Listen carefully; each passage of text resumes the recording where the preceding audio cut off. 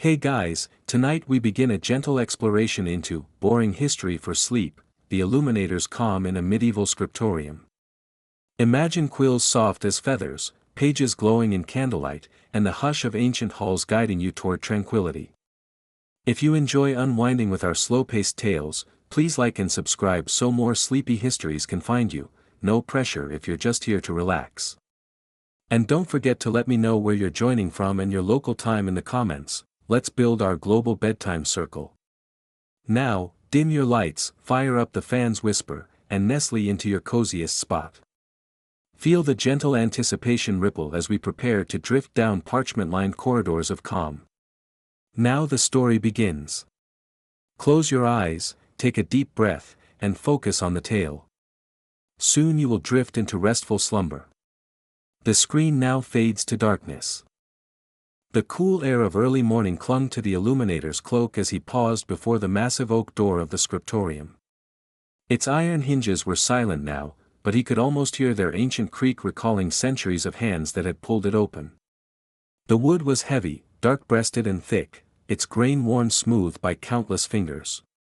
He pressed his palms against the door, feeling the polished surface yield beneath his touch, and inhaled a breath of the chill stone corridor beyond. Inside, all lay in darkness. A hush deeper than night itself settled over the narrow room, broken only by the faintest drip of condensation from a far-off arch. The illuminator's eyes, still adjusting to the gloom, traced the outline of low benches and rough-hewn tables, their shadows sloping into corners where the hearth had long since cooled. He stepped forward, boots sounding muffled against the flagstones, each footfall measured and deliberate. It was a threshold between worlds. Outside, the cloister stirred with timid bird calls. Here, creation waited in absence. He let the door close behind him, feeling the latch click softly. In the enveloping quiet, a single thought filled his mind: before the sacred brushes could trace gold, before the quills touched vellum, the sanctum must awaken. He moved toward the shutters that dressed a small window high in the east wall, a wooden barrier to the rising dawn. With two hands, he pushed them open. The splintered boards groaned, but yielded at last, and a sliver of pale starlight pierced the thick gloom, painting the center of the stone floor with a slender beam. In that faint glow, motes of dust drifted like drifting spirits, each a herald of day to come. As he drew back the shutters further, the first pale fingers of dawn seeped through the glassless window. The chill light bore witness to centuries of labor wrought on these walls: a carved niche where once a candlestick had rested, a series of iron pegs that had held lanterns, a shallow groove in the sill, worn by hands that cleaned and polished time after time. The illuminator paused, running a careful finger along the rough-hewn edge, recalling the steadiness required to lay gold leaf so near the margin. Here, in this silence, was the calm heart of his day's work. From somewhere in the cloister, a bell tolled, a single stroke at first, then another a moment later. The sound, low and sonorous, rolled through archways and along narrow passages, as though the stone walls themselves had drawn breath to proclaim the hour. The illuminator let the tone settle within him, the measured toll that divided night from morning, calling each brother to prayer, each craftsman to their task. He stood unmoving until the echoes faded, like distant waves retreating from a shore. In that pause, he was neither entirely awake nor still slumbering, suspended in a threshold of awareness where every sense lingered on the brink. Bending slowly, he placed a hand on the cold flagstones beneath his boot. The surface felt ancient, smoothed by the tread of monks, scribes, and illuminators across countless seasons. A faint dampness clung to the joints, and he felt the faint tremor of the earth, as if the floor itself murmured greetings. He inhaled deeply, drawing in the scent of limestone and mortar, mingled with a trace of old charcoal and candle smoke. It was a fragrance he knew by heart, one that spoke of devotion, of patient hours spent by lamplight, of beauty born in quiet concentration. He let his gaze wander upward, to the rough rafters overhead. Through the gloom, the beams formed dark silhouettes against the faint glow beyond the shutters. Cobwebs clung to each timber's curve, the threads flickering like tiny spires in the half-light. He imagined how, in the fullness of day, shafts of sunbeams would illuminate those webs with a soft radiance, transforming dust into a flickering congregation of motes. But for now, all remained subdued, as though the scriptorium held its breath until he was ready to kindle its light. In the corner stood a solitary workbench, stacked with tools that the illuminator would soon draw upon. A small ceramic bowl held lumps of chalky gesso. Nearby, a leather pouch contained the most fragile shreds of gold leaf. An iron pot, its rim blackened from fire, held tallow for the lamps. Each object rested in waiting, as if aware that the day's creation hinged on their careful handling. He approached the bench and laid a hand on the worn surface, feeling the slight unevenness of the grain. This was a place of transformation, where simple components, ink, pigment, leaf, would become luminous art. Yet before that alchemy could begin, a hush must be honored. The illuminator knelt beside a narrow alcove that sheltered a hollow in the wall. There lay a small collection of beeswax candles, their pale yellow shafts unlit, ready for service. He picked one up between thumb and forefinger, noting the smooth curve where the bees had drawn out each layer. The candle felt warm to the touch compared to the stone, as if it carried a memory of the hive. Yet he did not yet strike flint to steel. Instead, he stood for a moment longer, letting the last quiet of the night settle around him, gathering his thoughts as a monk gathers psalms. The distant chant of birds had begun, the first lark, a solitary thrush, yet inside, all remained still. Beyond the threshold of this calm, the day would unfold with measured precision, lamps would glow, pigments would be ground, vellum stretched, quills cut, and letters drawn. Yet each of these tasks would spring from this moment of silence, from the observant slowing of breath. In the hush before creation begins, the illuminator found his center. He was both witness and maker, called to bring light into shadow. At last, he straightened, rising to his full height. He glanced once more at the slender beam of dawn that lay across the floor, then at the clustered shapes of bench and table, each poised in sleepy readiness. With a steady hand, he reached inside his tunic for the small iron key that fit the latch by the door. The metal felt cool against his palm, its tooth worn by use. He knew that once the door opened again, pilgrims of parchment and ink would enter in ordered procession. But for now, as the new day unrolled, the scriptorium remained in expectant quiet, and the illuminator stood at its threshold, prepared to kindle first light. Before the first brush of pale light could seep through the high windows, the illuminator set about transforming the silent chamber into a place of gentle warmth and illumination. The cold stone walls, still bearing the damp chill of the night, would soon glow amber and gold beneath the soft flames. Each movement was deliberate, almost reverent, as though striking flint against steel were a ritual invoking hidden powers within the dark. The illuminator bent over a small iron stand near the hearth, where a tidy pile of flint and steel lay waiting. The room smelled faintly of soot and lingering smoke from the previous evening's embers, mingled with the sweet, sticky scent of beeswax sealed in tallow. With the slow precision born of years spent in solitary practice, a tiny spark leapt from the flint and caught upon a curled scrap of linen, igniting it in a thin, eager flame. That first lamp, with its boar's bristle wick dipping into a shallow bowl of olive oil, sputtered briefly before settling into a steady, wavering glow. The illuminator cradled the iron holder, lifting it carefully to test the steadiness of the light. It trembled, yet held. In that gentle flicker, the space around him seemed to breathe, shadows receding like the tide at dawn. He walked to the next stand and repeated the motion, each lamp drawing life from flint and oil until half a dozen or more cast dancing reflections on the cool flagstone floor.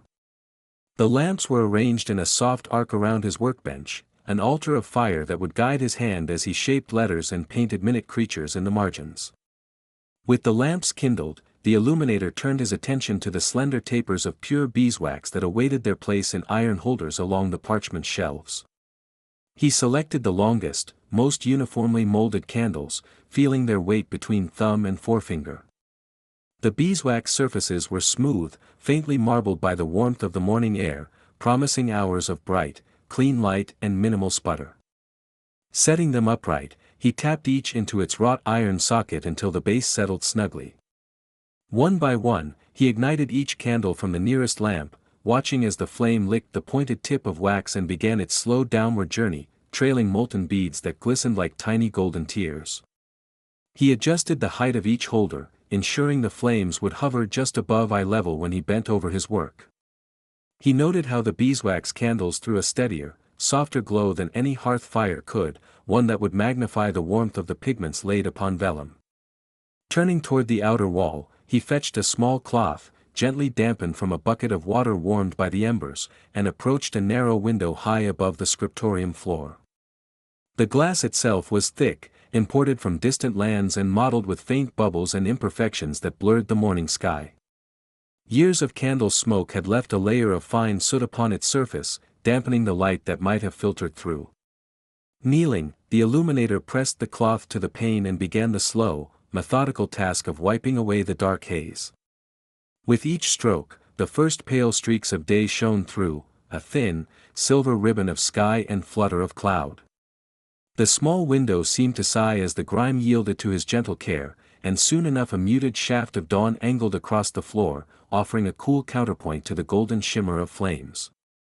He paused to let the moment settle, the quiet hush of early morning, the gentle rustle of his robes against stone, the faint call of a distant bird as the world beyond these walls stirred to life. Beyond the lamps and candles, the hearth itself awaited attention. Coals from the previous night lay banked beneath iron grates, dull and cooling, yet still holding the tiniest embers beneath a thin layer of ash. The illuminator pushed open the iron door with a tug of his gloved hand, revealing the heart of the fire. He drew forth a small bellows crafted from oak and deerskin, its nozzle blackened with soot from countless uses. With measured breaths, he pumped warm air into the coals, watching as the flames stirred, first one wisp of smoke, then a quiet crackle, until a soft fire glowed anew. He added split logs of ash and beech, chosen for their steady burn and low smoke, aligning them so air could pass freely between each. The hearth grew in confidence, brightening to a steady roar that warmed the chamber and sent pale glitter dancing across stained glass fragments set into the alcove above. He allowed the door of the hearth to close loosely, its metal door reflecting the flicker of candlelight. As the room settled into a gentle harmony of lamplight, candlelight, and hearth fire, the illuminator paused once more in the center of the sanctum. The ancient benches and work tables, empty yet brimming with promise, stood ready for quill and pigment. Parchment sheets lay stacked and waiting, their surfaces smooth as water yet yearning to receive ink and color. In the glow, the chill of stone walls softened, and the air filled with a comforting warmth that seemed almost alive. He inhaled deeply, tasting the mixture of beeswax, dry timber, and the faint acidity of smoldering olive oil. This was the moment when chaos of night retreated fully from these walls, leaving only the calm expectancy of creation. With the sanctum now lit and warmed, the illuminator's heart settled into the rhythm of what was to come. Soon, the first scribe would enter through the side door, quill in hand, ready to bring word and wisdom to life upon the vellum pages. But for now, in this golden cradle of light, the illuminator savored the stillness. Each lamp, each candle, each ember served as a guardian of knowledge, illuminating not just vellum but minds and spirits. The gentle glow would guide countless hours of careful work, lines of text grown uniform under a steady hand, swirling vines creeping along margins, and the slow, deliberate press of gold leaf upon raised gesso. All of it would begin here, in the hush between dawn and day, where shadows dissolved in amber brilliance, and the scriptorium breathed once more with patient purpose. A low amber glow filled the scriptorium as the last wisp of dawn's pale light ebbed from the east. The illuminator paused beside the broad workbench, breathing in the mingled scents of burning tallow and warmed stone. The hearth's embers still whispered of yesterday's flame, but now the true work of the morning lay before him. Carefully, he drew aside a worn cloth to reveal the cool expanse of a marble slab, its surface streaked with faint veins of rose and gray. This would be the stage upon which mineral pigments and ink would meet air and water, undergoing alchemy to become the colors and lines of sacred illumination. He tapped the marble with the heel of his hand, noting its even temperature. From a small chest he withdrew a leather-bound pouch containing velvety crushed lapis lazuli, shards of ultramarine stone as deep as a midnight sky. He poured the powder in a deliberate, unhurried stream onto the marble, the tiny grains settling into a dusty mound. The particles sparkled faintly in the candlelight, reminders of distant mountain quarries and the many hands that had traded and transported these precious fragments. There was a reverence in handling them, as though the powder itself bore witness to centuries of devotion. Next, the illuminator picked up the muller, a gently curved tool of polished stone, fitted to his hand like an extension of his will. Placing it atop the lapis mound, he began to grind. The motion was circular, small and repetitive, each pass flattening the pigment against the marble's polished surface. A soft rasp filled the stillness, punctuated only by the occasional drip of wax from an overhead candle. With each turn, the ultramarine powder transformed, losing its coarse edges to become a fine paste. He paused now and then, tilting the slab to catch stray particles, collecting them back into the heart of the circle to ensure none was lost. Time slowed in this ritual, no hurry would do when coaxing light from stone. Once the pigment lay smooth and moist, the illuminator retrieved a small wooden bowl. He cracked an egg, separating the clear white from the yolk with careful fingers. Slowly, he dribbled the viscous egg white over the ground lapis, watching as each drop spread across the pigment paste like dew across velvet. Then he added measured sips of water, stirring with the tip of a slender reed. The paste responded, darkening to the richest ultramarine, glossy as a still pool at midnight. The binder of egg white lent a subtle sheen, meant to carry the color in delicate washes across vellum. He scraped the mixture with a tiny spatula, lifting just enough to coat the fine hairs of his brush for testing. Setting the ultramarine aside beneath a folded cloth, the illuminator shifted his attention to ink. Along one wall stood a narrow shelf, and from its shadow he brought forward a small pile of gall nuts, gnarled, cork-like spheres gathered from the branches of the oak. These galls, produced by tiny wasps long vanished, held within them tannins that, when released, would yield the dark, enduring iron gall ink prized by scribes across Christendom. He crushed one between two stones, the nut's hard shell fracturing with a faint crackle. The brittle fragments tumbled into a shallow earthenware dish. He scooped a little water from a glass beaker warmed by the hearth, pouring it gently over the crushed galls. The nuts swelled, absorbing the liquid, and the water turned a pale amber, stained by tannins leached from the fragments. Leaving this to steep for a measured while, he returned to the marble slab. The ultramarine now glowed with depth, each particle suspended in the egg-white binder. He mixed again, admiring the way light caught its surface, how it promised to retain brilliance once embraced by vellum's fibers. Next came the iron sulfate, vitriol, in a small glass vial. With a steady hand, he added a pinch to the gall infusion. The clear amber shifted, deepening to rich brown. He stirred slowly with a slender glass rod, watching the swirl of color darken further. A few grains of gum arabic followed, dissolving in the mixture, lending viscosity and adhesion to the ink. The air carried a faint tang of metal, reminiscent of rain on worn stone. Each ingredient layered its character upon the brew, each arcane measurement essential to the final harmony. The illuminator lifted the rod and dipped it into the blackened liquid, his reflection wavering in the surface like a silent witness. Returning to the bench, he positioned a scrap of parchment beneath the flickering lamplight. Tilting his hand, he allowed a single drop of ink to fall. It struck the vellum with a soft tap, spreading in a perfect circle of deepest ebony. He touched the tip of a quill to the drop, drawing a careful line, fine, unbroken, resonant. The ink glided without blot, neither too viscous nor too lean. Satisfied, he tilted the parchment to test how the ink would cling to a slanted page. He made a series of short strokes, varying pressure, gauging how the flow adapted to his hand's subtle changes. All the while, the scriptorium lay silent but for these faint sounds, the gentle scrape of muller on marble, the quiet drip of binder, the low swirl of a glass rod stirring ink.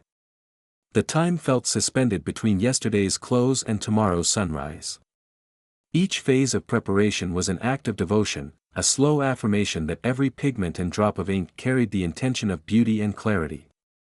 No step was too small to escape the illuminator's care, even the slightest imbalance might dull the jewel tones or cause the ink to bleed. When both pigment and ink stood ready in their glass and ceramic vessels, the illuminator paused to arrange them in order on his bench. The ultramarine, bright and cool, nestled beside ochre and verdigris pigments awaiting grinding. The black ink, deep as storm clouds, settled within its pot, lid loosened for immediate access.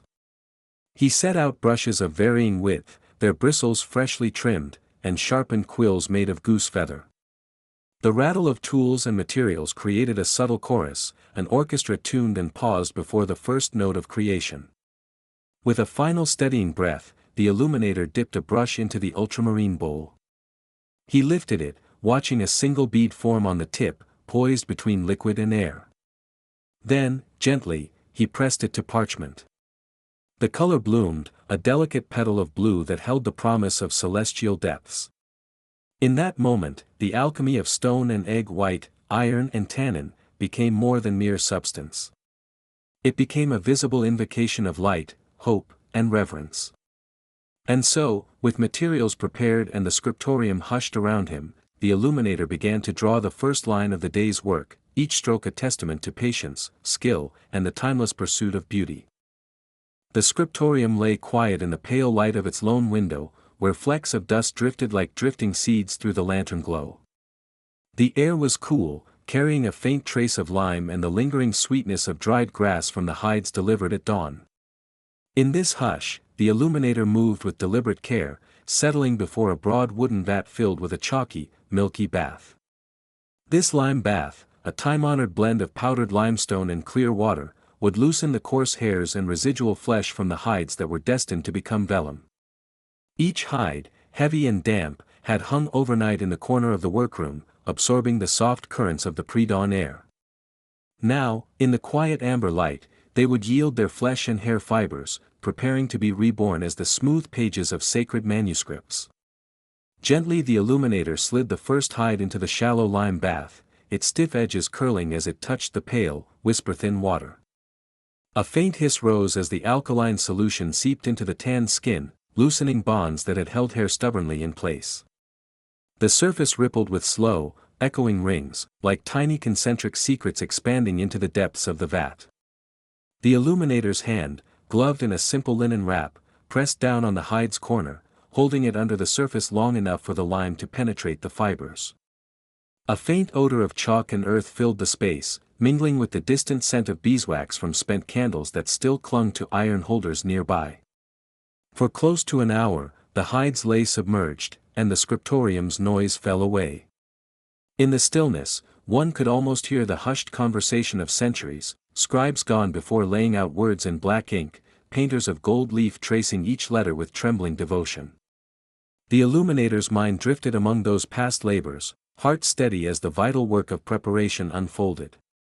At last, the hand emerged from the bath, and the hide was lifted free, glistening like pale moonlight captured in skin. Water dripped steadily back into the vat, carrying flecks of loosened hair and invisible chalk into the depths. Before the scraps of hair could rise to the surface, careful fingers guided the hide toward a simple wooden frame, its rails joined with mortise and tenon and resting on stout trestles. The frame's surface, scarred with countless small notches and grooves, had borne the same weight of hides for years. The illuminator laid the wet skin over the frame, its pale flesh side up, and used stout wooden pegs to secure each corner. With measured tension, the hide was stretched outward until the surface grew taut, like a drumhead ready to receive sound. Every inch of the skin responded with a gentle resistance, its edge firm under the pegs, its center an even plane. As the hide dried in this stretched embrace, the illuminator turned to the linellum, a slender, crescent-shaped blade of tempered steel fixed to a stout wooden handle. When the hide had dried to a pale stiffness, one side still showing the faint grain of hair follicles, the linellum's fine edge would remove every last trace of flesh and hair, and level any uneven patches. The tool lay on the bench at hand's reach, its curved arc shining dully in the lamp's glow. The illuminator lifted the blade, pressing it at a shallow angle against the stretched skin, and drew it smoothly across the surface. A high-pitched whisper accompanied each small shaving of skin, and the barricade of dried bits curled away in tiny silver threads. Every pass of the linellum brought the surface closer to perfection, a uniform canvas for ink and paint. The rhythm of scraping became a quiet meditation. The illuminator's breathing slowed, matching the steady cadence of steel on vellum. The soft scrape, the single-note melody of blade on hide, was the scriptorium's new refrain. With each gentle pass, the stretch of the hide slackened only slightly, vigilant fingers repegged corners against the strain. The lantern flame flickered in the quiet room, catching the faint metal glimmer of the linoleum and casting dancing shadows among the rough-hewn beams overhead. When the surface felt evenly smooth, no small bump to catch a quill, no faint ridge to divert a line of gilded text, the illuminator set down the linoleum and reached for a small sack of pure pumice powder. The fine, dry grit was drawn from volcanic stone, ground to a whisper-thin dust that would rub away the tiniest remnant of irregularity. A sprinkling of powder fell onto the parchment like pale dust motes in still air. The illuminator cradled a smooth stone, rounded by constant use, and began the gentle circular motion that would banish imperfections. Soft clouds of pumice rose into the lamplit air, settling in the room's corners like pale snow. Each whisk of the stone filled minute troughs and valleys, refining the hide further, until its surface felt to the touch like the finest satin. As the last traces of roughness disappeared, the illuminator dipped a cloth into a small bowl of white chalk slurry, a quiet mixture of crushed chalk and water, and applied it sparingly to stubborn spots. The chalk's cool moisture settled into pores too small for the eye to see, leaving no bump or ripple behind. After a moment, the cloth went to a clean rag, and the illuminator wiped away the chalk, revealing a sheet of parchment so flawless that candlelight gleamed back evenly across its breadth. In that glow, the page seemed alive, ready for slate-black ink and shimmering gold to come. The completed sheet, still stretched and rigid, bore only the faintest hint of its former life, a barely perceptible matrix of hair follicle shadows, like a delicate watermark scoring the grain. In the lamplit calm, the parchment appeared like ivory softened by memory, awaiting the guide of ruling lines and the tip of a quill. Carefully the illuminator freed one corner peg, easing the tension just enough to slide a slender knife beneath the edge. With slow care, the hide peeled free of the frame, emitting a soft sigh of release, and lay on the bench in its flat, luminous grace. Before the next hide took its turn, the illuminator paused. Fingers brushed the surface of the completed page, marveling at how something once rough and full of hidden fibers now held the promise of lettering and illumination. In this quiet reward lay the true art of preparation, patience, attention, and a reverence for materials. Each stage, though methodical and unhurried, served the greater purpose of bringing words and images to life in perfect union. The newly ready sheet was then stacked neatly on a shelf near the window, where soft daylight would filter in to reveal any lingering unevenness in the coming morning. As lamps burned low, the illuminator gathered the next hide, already softened by its long soak in lime. The ritual would repeat, hide by hide, until a full quire of parchment lay prepared. And only then, when every leaf stood smooth and true, would the quills be cut, guidelines scored, and the first letters drawn in ink. For now, in the deep calm of the scriptorium, the important work of transformation, raw hide into faithful vellum, was complete, and all was ready for the artistry that lay just beyond this threshold. Dawn's pale light finds the illuminator already at her workbench, where the newly prepared sheets of vellum lie in orderly stacks. The gentle hush of the scriptorium is punctuated only by the soft crackle of embers in the hearth and the distant clatter of poultry awakened in the courtyard. Here, amid the lingering warmth of the fire, she turns her attention to the tool without which no letter may be formed, the quill. Each feather will become a precision instrument capable of transforming silent parchment into living text and intricate decoration. Before her, a shallow oaken chest contains the harvest of geese plucked early that very morning by the brothers who tend the monastery's small flock. The skins have been cured, the feathers cleaned of debris, and now they momentarily still bear the faint scent of straw and dew. Slowly, she lifts the longest wing feather, its barbs shining faintly with natural oils. The quill is heaviest at its hollow shaft, tapering to a flexible tip that must be coaxed into readiness. With a pair of slender shears, the illuminator clips away the downy plumes at the feather's base, reserving them for dusters and low brushes. Each snip falls with measured deliberation onto the rough linen cloth draped beneath her hands. Feathers of differing lengths and curvatures are tested, some curve gently in an arc suited to broad strokes, while straighter specimens promise fine, exact lettering. Selecting 3 of medium length, she feels the slight hollow of the shafts between finger and thumb, gauging each for uniform thickness. Next comes the warm water bath, a necessary rite in which the rigid keratin of the shaft is softened for carving. She draws a small copper kettle from the hearth, lifting it with careful respect lest a stray spark ignite stray papers nearby. Into a basin of clear water drawn from the cold spring, she pours the lukewarm liquid and stirs until a faint shimmer rises at the surface. One by one, the quills are submerged, quiet hiss of vaporing heat mingling with the scent of damp stone.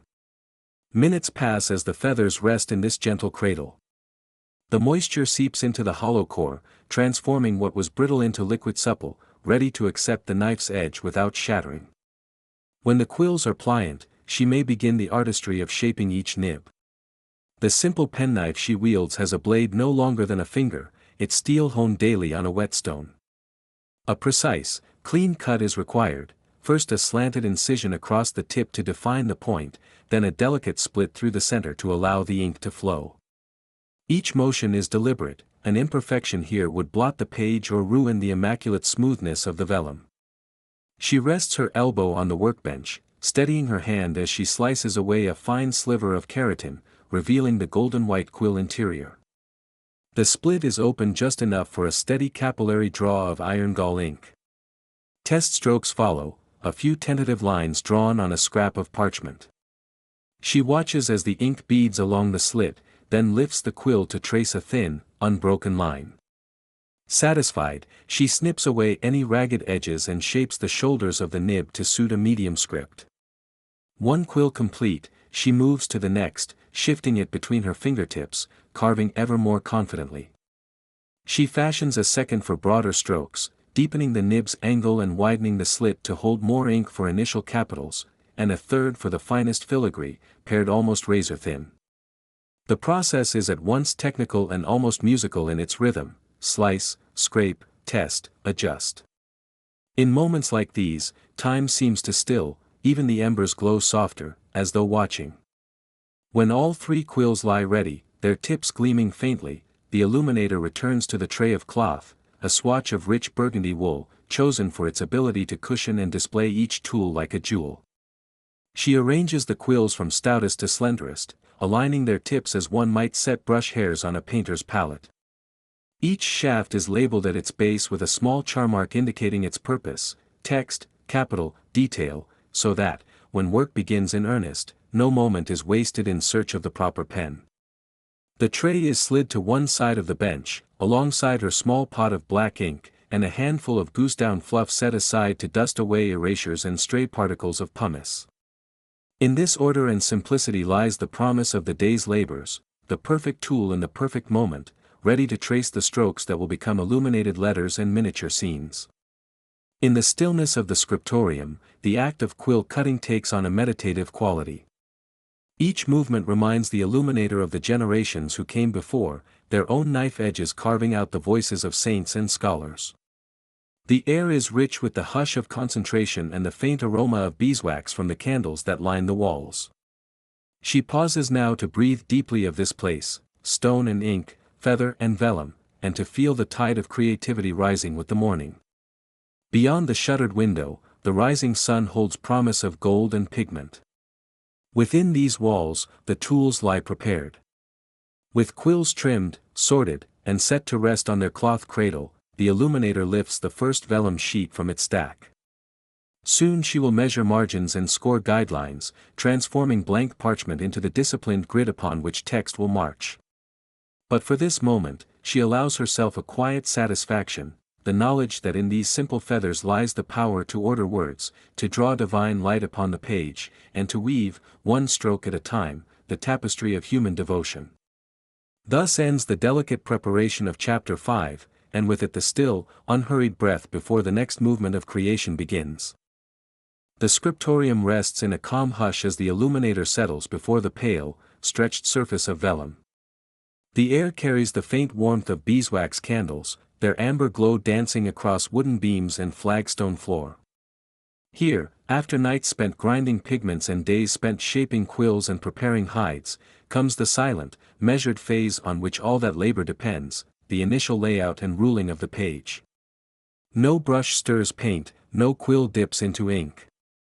Instead, the illuminator's attention centers on geometry and proportion, on the faintest incisions that will serve as a guide for the text to come.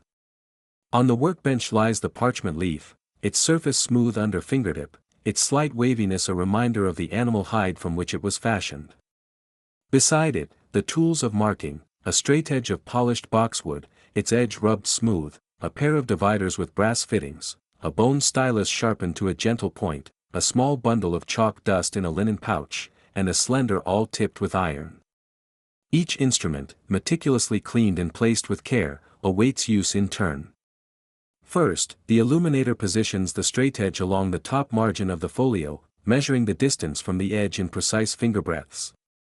The top margin must be deep enough to catch the eye, yet not so wide as to dwarf the columns of text. 4 fingerbreadths above the intended text block, an age-old standard among scribes, sets the upper limit. With the dividers, points splayed to that same measure, a series of faint pricks are made along the wood's edge, marking the top margin at regular intervals. The process repeats at the bottom, then at the inner and outer edges, ensuring that all 4 margins mirror one another in harmonious balance. As the measured dots appear in near-invisible pinpricks, the illuminator chooses a thin chalk-coated stylus.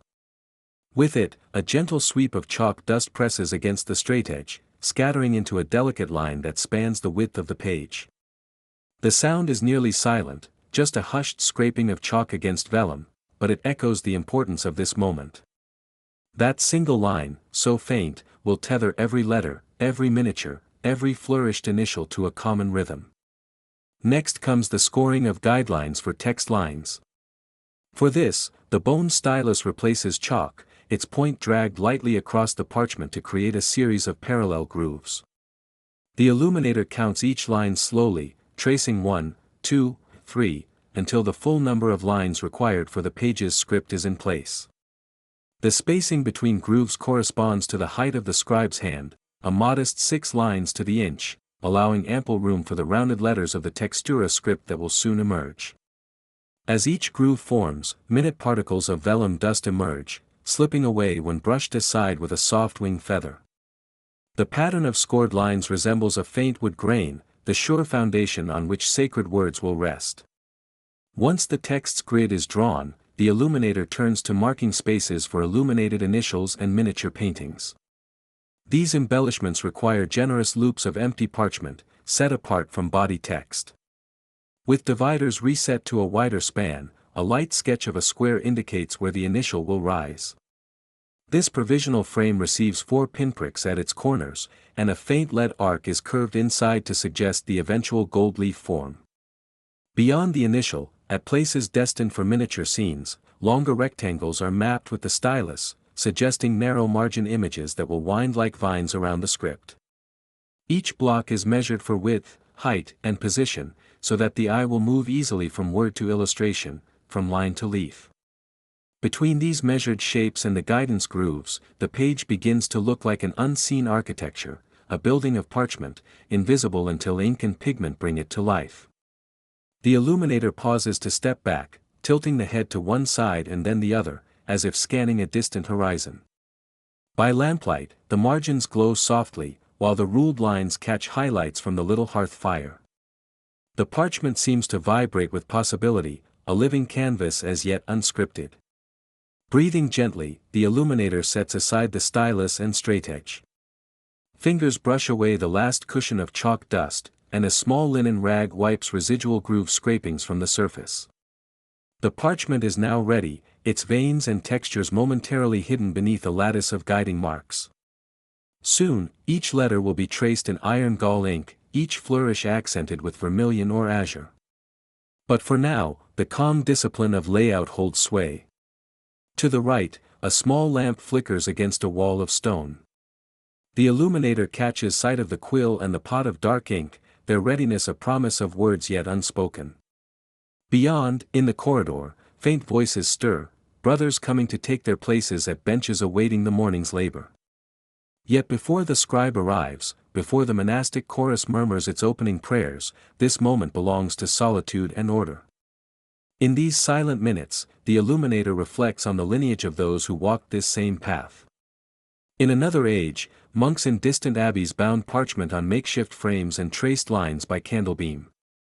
Here, the compass, the bone stylus, the chalk, tools unchanged across centuries, bridge past and future. Each ruled line is a whispered greeting to those who will read these pages long after both illuminator and text have faded to dust. Stepping back once more, the illuminator surveys the folio. All is in place, the margins are true, the text field holds its measured columns, the initial block awaits gilding, and the miniature space beckons with silent promise. A final run of the fingertips over the surface confirms the absence of bumps or stray particles that might mar the ink. Satisfied, the illuminator closes the leather-bound notebook of measurements, tucking it away for reference when the next leaf demands its own carefully ruled host. The hush deepens as the illuminator takes a moment to drink in the stillness. A slow exhalation, the crackle of the hearth, the soft sway of the candle flame, these are the rhythms of the scriptorium before the morning rises in full chorus. Soon, the scribes will enter, bringing with them the quiet scraping of quill against parchment, the gentle pattern of Latin verse unspooling line by line. But for now, the initial layout and ruling stand as a silent prelude, the structural heartbeat beneath all that beauty to come. And so, with guidelines firmly in place, the illuminator prepares to begin the first strokes of ink. The page is ready, silent, ordered, poised between emptiness and illumination. The next chapter in this calm journey is about to begin, the scribe's dawn chorus, where voices and quills unite to give form to the day's work. Yet even as footsteps approach, the memory of these measured lines will remain, unseen yet essential, like a carefully drawn compass circle that holds the entire cosmos within its quiet curve. The heavy side door groaned on its hinges, a low, rusted cry that stirred the silent hall at the very edge of dawn. Light, slanted and silver, leaked in through narrow windows high above, brushing across the worn flagstones and revealing motes of dust drifting like pale spirits. At the threshold, the illuminator paused, fingertips resting lightly upon the cool iron ring, and drew a slow breath.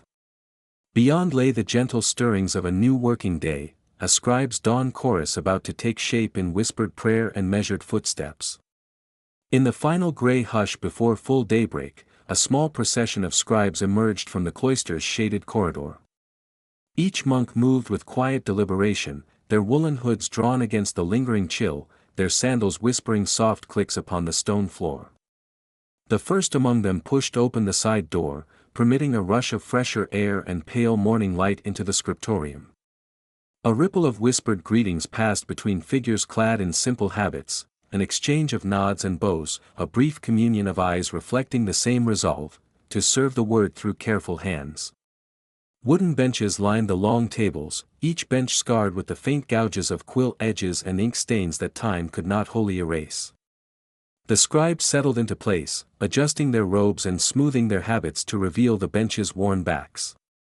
There was no haste, only the deliberate rustle of cloth and the soft thump of satchels being placed on the floor. Knees brushed against carved legs, and arms sought familiar rests on the flat, slightly bowed surfaces polished by countless hours of work. The scriptorium was a vessel shaped by devotion and repetition, every scratch in the wood told of a letter formed, a prayer transcribed, a soul preserved in ink.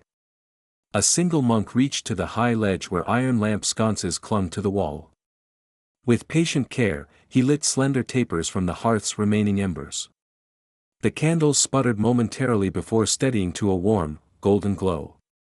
One by one, each scribe followed suit, tilting the wick into the flare of a neighbor's flame, until the room lay bathed in a soft, amber hush.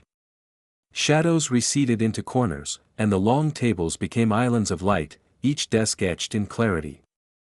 The air, once cool and still, took on the faint aroma of beeswax and warm tallow, mingling with the earthy tang of parchment. Then came the gentle eruption of sound, a low, sustained hum as voices merged in chant. It began with a single tenor tone, rising gradually into the measured rhythm of the morning hours.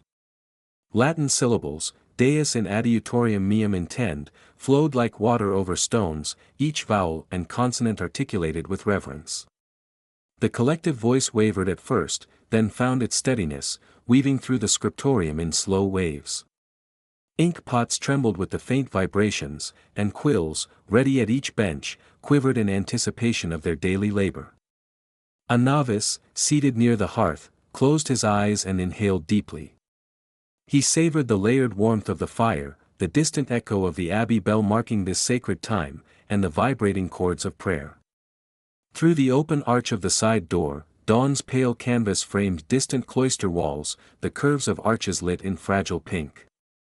The chants wove around him, enfolding him in a tapestry of sound that seemed to still his breathing, setting his pulse in harmony with the rhythm of the community. As the final verses faded, a hush settled once more, broken only by the soft clink of inkhorns being set upon the bench. Each scribe uncorked a small pot of darkest gall ink, its polished surface reflecting candlelight like black glass. Then followed the ritual of the quill, a gentle twist of the penknife, a precise snip to restore a sharp nib, a tender tap against the rim of the ink pot to rid itself of excess dots. Fingers stained with charcoal and soot traced the outline of the first ruled lines, guiding the parchment into readiness. Across the long table, the illuminator moved with calm concentration, overseer and participant in equal measure. His eyes, accustomed to the interplay of lamp and parchment, slid from face to face, noting the slight inclinations of necks, the flexing of hands, the small inhalations before the first strokes. A brief smile touched his lips. Here, in this venerable room, lay the promise of unbroken tradition, voices raised in praise, words captured in measured script, the slow unfolding of devotion page by page. The morning light grew stronger beyond the shuttered windows, yet within the scriptorium the delicate balance of glow and shadow remained carefully held. Each scribe, hunched in humble focus, dipped quill to ink. A soft scratch filled the air as parchment accepted its first letters, precise, deliberate, each stroke a testament to centuries of practice. The descent of the ink line whispered of patience, of years spent perfecting the uniform hand that would carry scripture forward. A tiny bead of sweat formed at a brow before vanishing under the cool wash of early air. Minutes stretched into a timeless expanse. The scriptorium, once silent, now resonated with the whispery song of quill upon parchment, the hiss of ink, the rustle of vellum, the occasional stifled breath. Knowledge was being woven here, one letter at a time, in columns so straight they seemed to emerge from the very bones of the stone floor. Margins stood ready for illuminating capitals, blank spaces awaiting the touch of gold and color. But for now, the deeper work of text took precedence, anchoring the community's prayers in tangible form. In the spaces between lines, the illuminator observed not only letters but lives, the firmness of a hand guided by faith, the silent determination to preserve sacred words, the communion of souls bound by the same fervent purpose. Beyond him, through the side door, the day advanced, birdsong stirring the cloister garden and sunlight freeing itself from the horizon line. Yet within these walls, time held a different measure, the patient unfolding of dawn into the labor of light and ink. By the time the morning office concluded, the first columns of text lay complete. Parchment panels gleamed under a honeyed glow, each line neat and unbroken. The scribe's dawn chorus had given way to the steady cadence of script, a prayer inked with deliberate care. The illuminator paused again, heart quiet with satisfaction. This was but one chapter in an ever-unfolding codex, yet its significance felt eternal. With a final glance at the hushed figures bent over their work, he allowed himself a breath of thanks, for the gift of morning, the grace of companions, and the timeless call to light the word. Thus concluded Chapter 7, Scribe's Dawn Chorus, as the scriptorium settled into its next, waking rhythm. Morning light, still pale and hesitant, filters through the high, narrow window of the scriptorium, touching the dust motes that dance like drifting seeds in the silent air. Beneath this hush, the scribes assemble at their benches, simple planks of oak, each scuffed by years of quill marks and pigment spills. Their heads incline slightly forward, shoulders relaxed but attentive, as they lift freshly cut goosefeather quills and set before them the smooth, white expanse of vellum prepared the day before. An amber glow from the hearth's last embers mingles with flickering candlelight, casting gentle shadows that play across inkpots and rule lines scored into the parchment. This is the hour of morning script, when the hands of the devoted move in unison to shape each sacred letter, letter by letter, word by word. A scribe dips the slender shaft of his quill into the small iron-bound pot of ink, thick, deep black, its surface glinting like polished jet. As he lifts, a bead of ink clings to the nib's curve before it falls in a tiny, resonant drop onto the vellum. He pauses for a breath, senses the hush, then guides the quill with a precise tilt. The tip meets the surface with a faint scratch, and the first delicate stroke of an uncial emerges, a firm, rounded arc followed by a vertical line, each curve measured, each line drawn with steady patience. The parchment gives just enough resistance to shape the line, then yields, leaving behind a crisp, raven mark. Around him, the other scribes begin as well, each forming letters in a slow, deliberate rhythm that spreads through the room like a gentle hymn. Soft shuffles echo as hands reach for scrap pieces of parchment, those thin, discarded fragments reserved for tests and corrections. One scribe, a woman of quiet determination, touches the quill to scrap and inspects the thickness of the line, then glides it across the smooth surface in a practiced flick. She listens to the faint rasp as the iron gall ink settles into the fibers, ensuring that each stroke will be uniform in darkness and weight. Satisfied, she returns to the sacred page and resumes copying the ancient psalter, each verse a steady beat in this living manuscript. Errors are inevitable, and here they are met with calm resolve rather than frustration. When a letter leans too far, or an arc curves unevenly, she reaches for a slender knife, a razor-sharp blade honed to remove the flaw. With delicate pressure, she scrapes away the errant stroke, then wipes the milky residue with a piece of chalk, rubbing softly until the surface regains its pristine readiness. A tiny pile of chalk dust is brushed aside, and the quill is lifted again. In this ritual of correction, there is no haste, only the balance between humility and craft that guides her hand. Between lines, the scribes pause to clean their quills, known to clog when the ink thickens.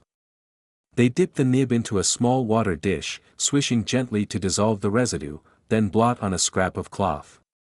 The feather opens, regains its supple shape, and the tip, once sharpened in Chapter 5 with careful cuts, regains its clarity. A gentle blow disperses any remaining dust, and the quill is returned to upright, ready for the next stroke. Such moments, though brief, form a silent choreography, quill to water, water to cloth, cloth to quill, and quill again to vellum. The room's hush deepens into a collective thrum of scripted devotion, the scratch of quill against hide, the occasional scratch of parchment turning beneath a forefinger, the soft scrape of knife and chalk. Even the bells in the distant belfry, which marked midnight and dawn, now rest.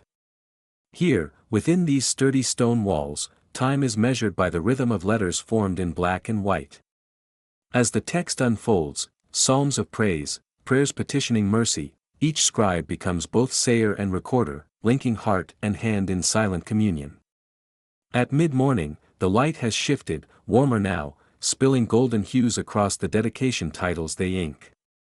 Some verse headings, penned in red pigment mixed in Chapter 3's dark hours, offer a brief contrast before the black text resumes. The layering of colors, though simple for now, hints at the more elaborate gold and painted hues to come in later chapters.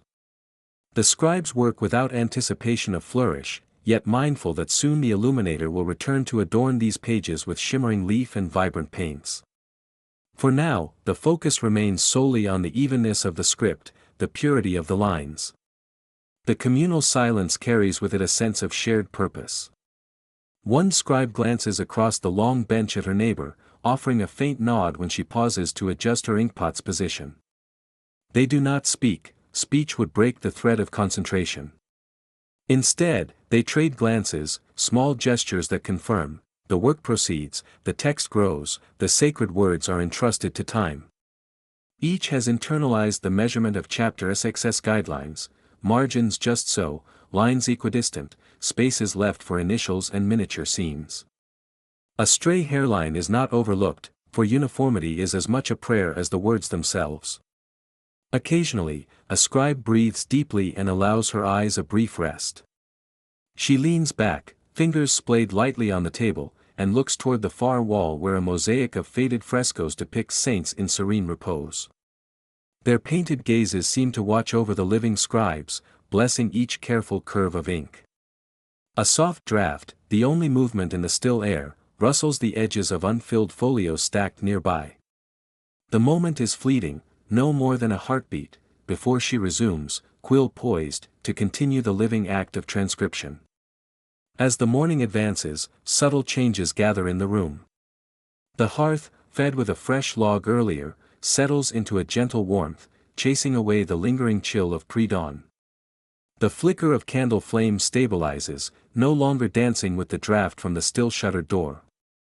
Light from the east window brightens, bringing the faintest hint of blue sky. Yet the scribes do not hasten, they are bound to the text, to the cadence of their hands, to the tranquility that pervades their silent work. In these hours before the midday prayer interlude, when chapter 9 shall gently break the rhythm of writing with psalms aloud, this slow devotion is supreme. The penultimate letters on each line draw closer to completion, soon to be filled with gilded initials and colored vines, expanded upon by the illuminator's practiced hand. But here, in the morning script, lies the very foundation, the timeless words rendered into form by patient craft. They are more than ink on hide, they are the breath of tradition given shape, the tangible expression of faith and scholarship entwined. When at last a bell tolls low and measured from the cloister belfry, echoing through narrow corridors, the scribes will pause in mid-stroke. Quills will rest, blades will pause above minor corrections, and each will bow in silent reverence. The quivers of inkpots will be capped, scraps will be gathered for later sorting, and group chant will rise with the call to prayer. But in this gentle half-hour of morning script, the world has been distilled to feet planted firmly on the oaken floor, to breath held at the tip of a nib, to the hush that envelopes every careful line. In that hush lives the heart of their art, and the calm promise of illumination yet to be revealed. The faint tinkle of the warder's bell drifts through the scriptorium, carrying with it an unspoken summons. In that gentle chime, all quills and brushes falter, their tiny rustlings stilled. The illuminator, a pale figure at the long oak table, breathes in the calm that follows. For a moment, the hush is almost startling, as though the very air has paused in expectation. Little motes of dust drift in shafts of midday sun, sliding between shelf and bench, and for a heartbeat the world seems suspended before the next act of devotion. Slowly, each hand lifts from its task. A scribe smoothing vellum, a novice dipping a finch's feather into its horn of ink, an illuminator pressing a brush to a palette of pigments, each action ceases in deference to the hour. One by one, they move to the iron brackets holding their personal lamps. With deliberate care, each flame is coaxed free. The soft hiss of extinguished wick is the only sound as amber light retreats, flickers, and vanishes into darkness. Wax-dripped puddles on iron drip pans cool rapidly, tongues of smoke rising in thin spiral threads before dissolving into still air. Where moments ago there was confidence of lamplight, the room now reveals new shades and textures in the stark noon glow slanting through high window panes. A low murmur shifts through the benches, and the scribes set aside their tools. Sheets of ruled parchment lie untouched, quills stand upright in their inkwells like silent admonitions. The illuminator pauses halfway through mixing a drop of vermilion, brushes poised above a shallow wash of pale blue. He slides the brush back, sets it beside a small porringer of water, and inclines his head. Together, the community rises. They move in slow procession toward the altar at the center of the scriptorium, a simple block of sandstone draped in embroidered linen. Their heavy robes whisper across the stone floor, echoing slightly beneath the vaulted ceiling. The footfalls are measured, reverent, the pulse of mortal labor yielding to the rhythm of prayer. Some clasp their hands, fingers entwined, others bow their heads, eyes fixed on the polished brass cross that catches the sunlight. In the hush, the midday light seems to deepen, to pool around the altar, illuminating the carved tracery of the single sanctuary candle. Once all have assembled, the abbot steps forward. His quiet presence commands neither fear nor undue awe, but rather conveys a gentle certainty. He lifts a vellum roll of psalms with hands that have aged in devotion. They stand in a circle, each soul a bead in a rosary of living faith. When the abbot intones the first note, a gentle resonance fills the space. It is not loud, it holds no note beyond the capacity of the low stone arches to carry it. Instead, it rises and falls like a breathing thing. The humming voice of the cantor joins in, a steady thread of melody that binds the assembly. One by one, each brother's voice enters the sacred weave. Psalm after psalm flows from them in soft, measured chant. Their tones drift upward, brushstrokes of sound painting the air with ancient words. Dominus illuminatio mea et salus mea. The Lord is my light and my salvation. Even the walls seem to lean in, as though eager to cradle the prayer.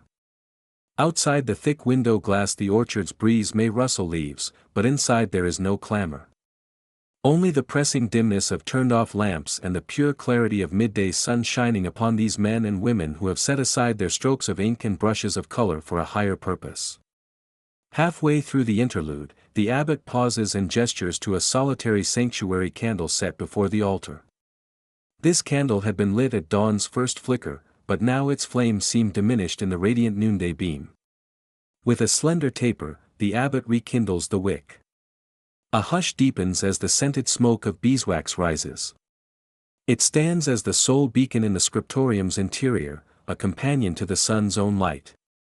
In its glow, the faces of the brothers soften, in the noonday hush, their shared devotion glimmers in that tiny pillar of flame. After the final psalm, a moment of silent reflection holds them still. No breath stirs too sharply, no movement breaks the spell. Even the floor stones feel reverent beneath the circle of surpliced chords. At length, the abbot folds his vellum, tucking it beneath his arm, and guides the community back along the same route by which they came. Their footsteps press down the sound once more, but now it carries with it a different weight, an echo of prayer rather than the idle shuffle of supplication. They return to their benches and workspaces in a procession as measured as their arrival. Lamps that were quenched now wait, unlit upon their iron holders. Quills remain poised but unused. The illuminator returns to his place by the window, where the single candle gleams warmly beside the vibrant noon light. A moment more he stands in stillness, cradling the hush within him, aware of the renewed sense of calm the prayer has bestowed. Then the small sounds of creation resume.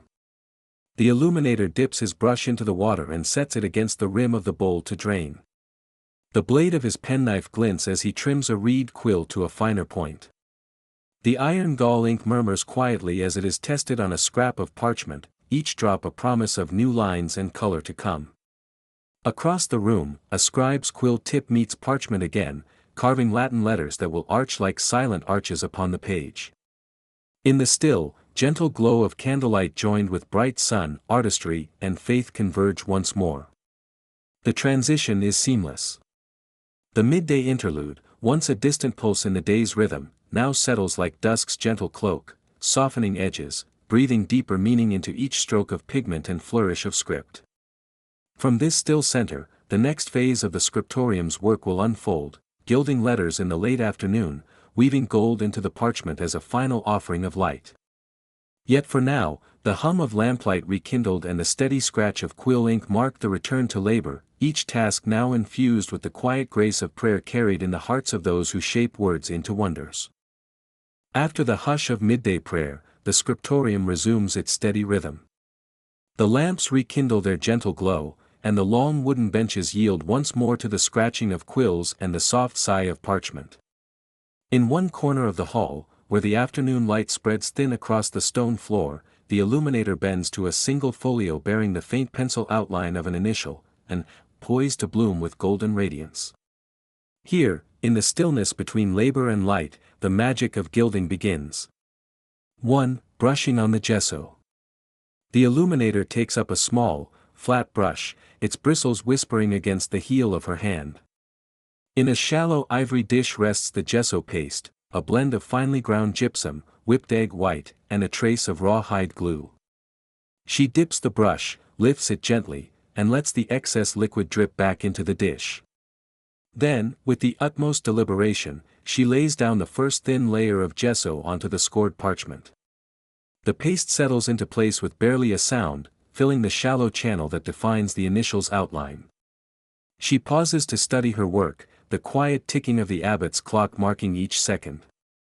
In this moment, the gesso must be neither too thick, lest it crack under the burnisher's pressure, nor too thin, lest the gold leaf sink unevenly.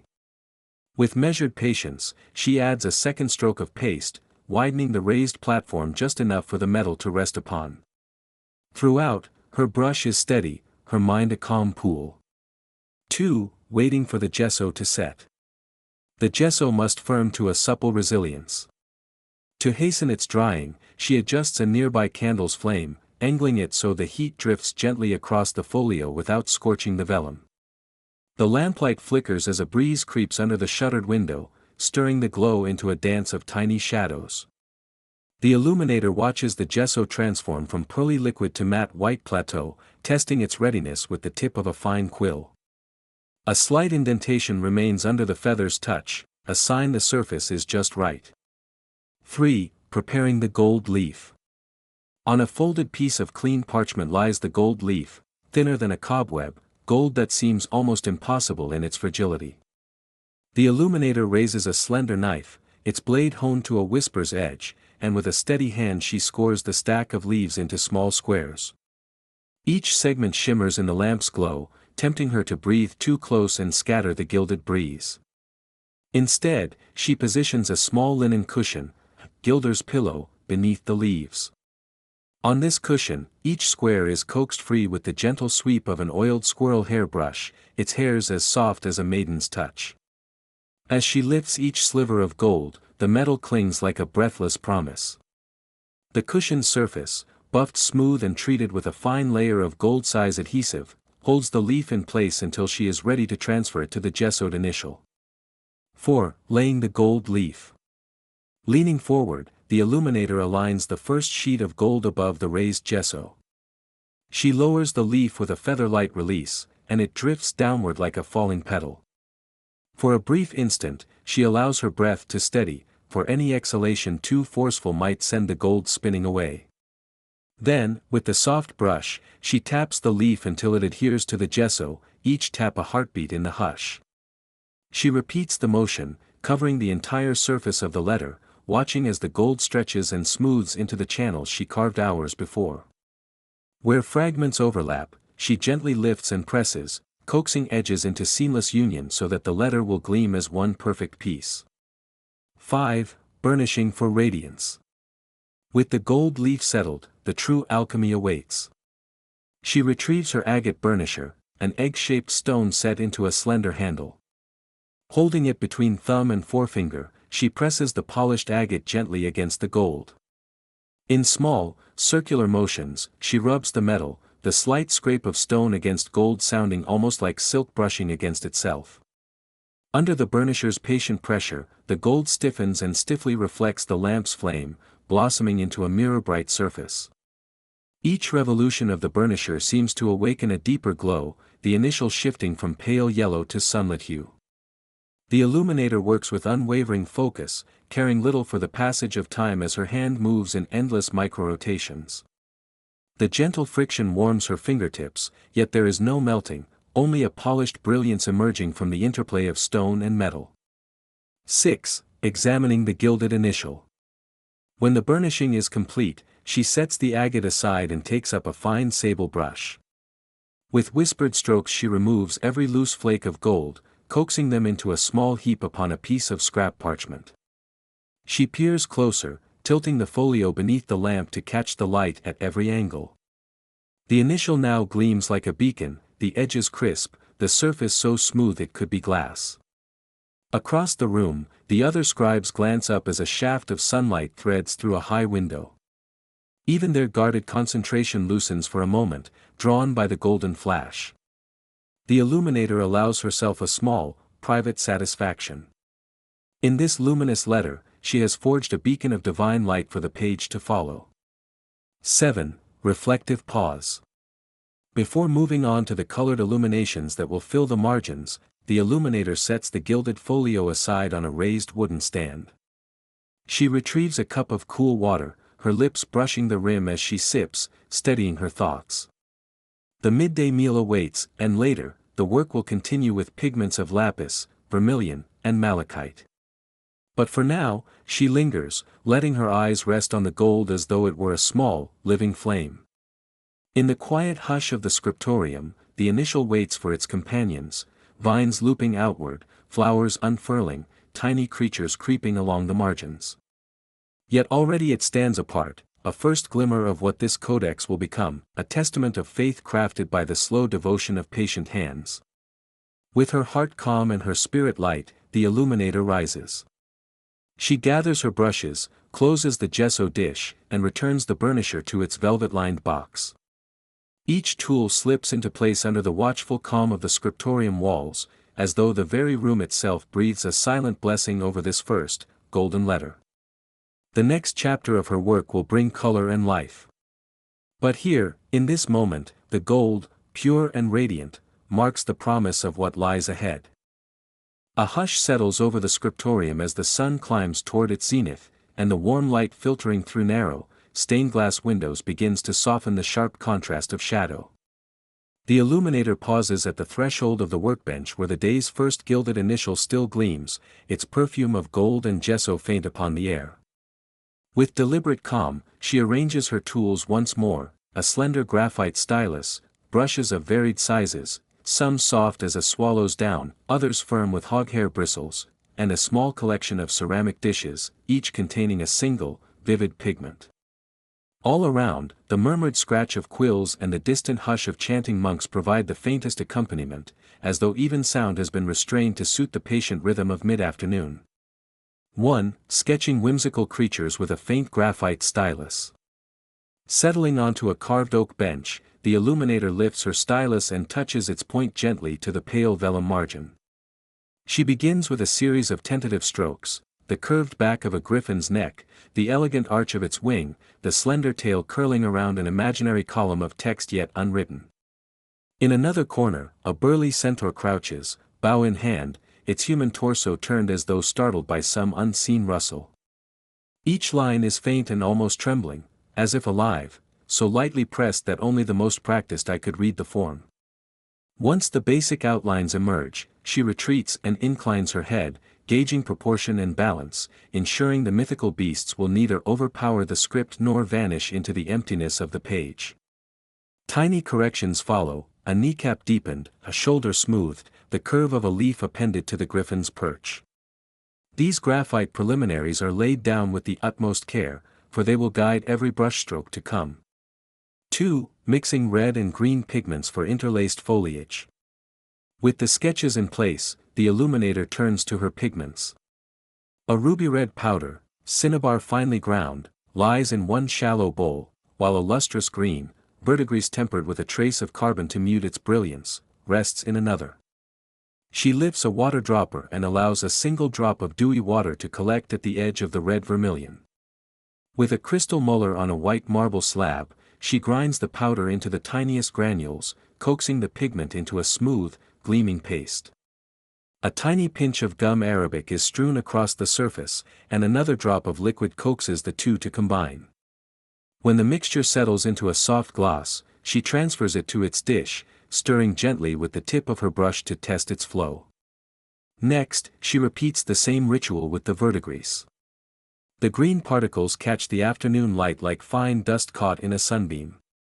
Mixing this hue is a more delicate matter, too little binder and the color will crack, too much and it will run like water across the page. She watches the balance until each pigment yields a body both fluid and intent, ready to stain the parchment without blotting or bleeding. These two bowls now glow like twin lanterns at either side of her bench, promising the entwined stems and leaves that will frame and unite the drawn creatures. 3. Layering translucent washes to create depth. The first strokes are tentative, a slender brush loaded with a whisper of red deposits a delicate tendril that curls from the griffin's talon. Before that line has fully settled, she dips another brush into the green and lays a fine leaf alongside it. Then, setting both brushes down, she steps back to assess. The red and green share the space symmetrically but not rigidly. The red vine pulses forward while the green vine recedes, and the effect is one of living movement. Returning to the bench, she selects a third brush, a slender instrument with a bristle so fine it seems a spider's hair. With it she adds a second layer of red, a cool vermilion wash, pale at first, then a second pass so that the hue grows warmer and more vibrant. The green follows in turn, a pale glaze flushed into shadow beneath each leaf, then a deeper coat near the stem. Each application of color is allowed its pause, a gentle breath while the pigment seeps into the surface of the vellum and the brush is cleaned on a piece of linen scrap. The illuminator's patience is her ally. Where one layer pools too heavily she lifts the excess with a corner of soft cloth, where another appears too faint, she returns with a faint stroke until it rests just so against the parchment's pale ground. 4. Allowing each hue to dry before applying the next. Sunlight drifts westward across the room, and the illuminator places a folded piece of clean parchment beneath her work to shield it from stray dust. She lays her brushes aside and turns her gaze toward a small brazier by the hearth, where glowing coals promise a gentle warmth. Carefully, she angles the page so it catches that warmth in a whisper of heat.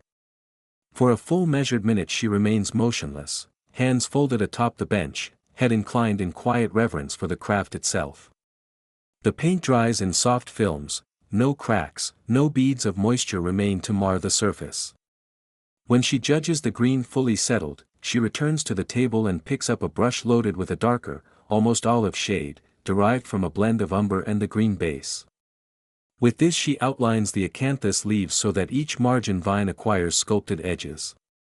Then, with a moment's hold, she uses a near-dry brush to lift a few tiny highlights from the leaf surface, letting the pale vellum show through and hint at a play of sunlight across a living plant.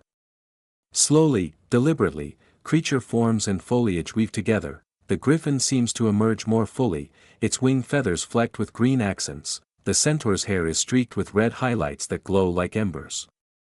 A slim dragon, once merely a pencil shape, now coils in gleaming translucence, its body a lattice of red and green scales, each painted in 2 or 3 glazes to create the illusion of depth. Petals unfurl in miniature bouquets, their centers dotted with gold and bright lead white.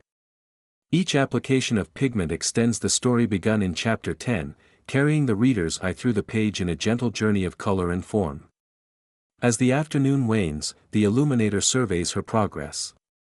The once blank margins now teem with soft life, plants and beasts, vines and blossoms, all rendered in that unique communion of line and hue. From here, she will allow the page to rest, confident that tomorrow's first light will reveal new possibilities, marginalia musings, final touches of white lead highlights, perhaps another glint of gold atop a dragon's fawn. For now, the quiet alchemy of red and green, of wash and whisper, has carried her deeper into the calm heart of the medieval scriptorium. In this measured stillness, the afternoon illumination finds its own soft perfection, preparing the way for the secrets yet to be revealed at the page's edge. A hush settles over the scriptorium as the afternoon light shifts toward evening, softening the brightness that had illuminated every brushstroke and letterform. The long benches, clustered beneath high windows, now lie partly in shadow, their occupants bent in quiet concentration. At the far corner, where a single candle flickers next to a half-finished miniature, the illuminator leans back ever so slightly, wiping a trace of emerald pigment from her fingertip. Her gaze drifts to the margins of the page before her, bare, for now, save for the faint pencil outlines of foliage leaves and vine tendrils. These empty spaces beckon her imagination like silent whispers, inviting small rebellions of the hand. She reaches for her smallest brush, one with bristles so fine they might have been spun from a sleeping sparrow's down. Carefully she dips it into a shallow pool of burnt umber, swirling until the pigment embraces every hair. With a deliberate exhale, she touches the tip to parchment, and a slender line emerges, curling like a snake through the blank margin. Her movements are unhurried, deliberate, the kind of measured strokes that come only after years of steady practice and a mind attuned to subtle rhythms. The first creature takes shape, a diminutive monkey, its arms akimbo, cheek raised in a grin that seems to know more than it lets on. Tiny beads of paint form its eyes, acknowledging the calm solemnity of the text even as they mock it with mischievous glint. This little beast dances on its haunches, the turned pages of the codex serving as both stage and audience. The illuminator pauses, her brush poised, and smiles softly at the intrusion of humor in such a decorous setting. The monk who labors beside her, engrossed in copying a psalm, continues unaware of this quiet act of defiance. A gentle breeze stirs the edge of a curtain, and the candlelight wavers, but the monkey remains, serene in its mimicry, as though it has always belonged to this place. Turning her attention to the opposite margin, she considers what companion might balance the playful simian. Her thoughts drift to the tales she has overheard from traveling pilgrims, stories of valiant knights and impossible quests, of armored champions dueling dragons and sea creatures. A knight, yes, but one of her own devising, armed with a paper knife rather than a broadsword, he will face a sluggish adversary, a lonely snail who carries its home on its back like a burden of destiny. The illuminator dips her brush in a mix of gray and pale sienna, laying down the snail's coiled shell in muted spirals. Then she touches the brush to a purer black for the knight's slender lance. Under a vaulted ceiling so high it seems to catch echoes of every whispered prayer, she imagines the tiny knight crouching in readiness, visor down, as the snail inches forward, its antennae flickering like curious phantoms. With a tiny stroke, she paints the knight's cloak, verdigris green flecked with iron dust, billowing in a breeze no one else can feel. The snail, majestic in its simple persistence, dominates half the margin, its body gleaming with diluted umber and white lead highlights. The knight stands firm at its edge, sword raised, as if the outcome of this miniature battle might influence the course of the entire manuscript's destiny. Though the monks around her remain immersed in sacred texts, the illuminator's hand is free to summon these improbable vignettes, tiny spectacles that dance at the periphery of solemn prayer. Each figure is an echo of the day's slow passage, reminders of fleeting folly, of laughter held in reserve within these stone walls. She sets the creature aside for a moment, wiping her brush on a rag dipped in water, then reaches for a delicate pen crafted from goose quill. The nib is razor thin, and she tests it on a scrap of vellum until a fine line flows. Returning to the main page, she draws slender vines that wind around the existing flourish of blue and gold. Within these loops, she hides faces, simple, almost childlike, which peer out with wide eyes and secret smiles. One face, scarcely more than a circle with two ebony dots and a curved dash, gazes directly at the monk who will later read this page.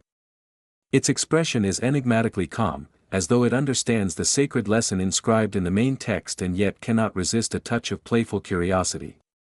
A second face hides behind a painted leaf, nose and chin just visible, as if the figure crouches in peasant's garb on the edge of an unseen hedge.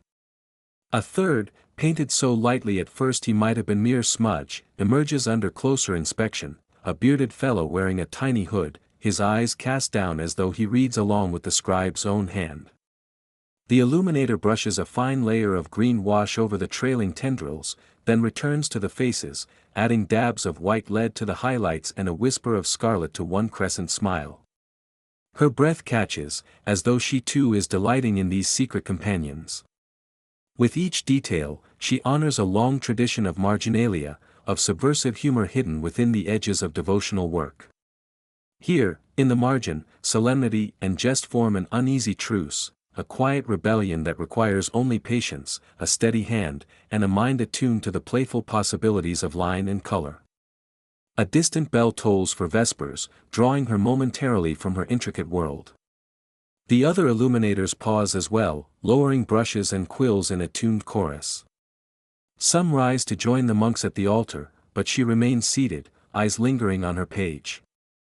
The candle beside her guttering, she leans forward, reading her own handiwork, the mischievous monkey, ever so slightly turned toward the psalm, the brave knight poised against the slow advance of his shelled foe, and the trio of faces peering from the living tapestry of vines.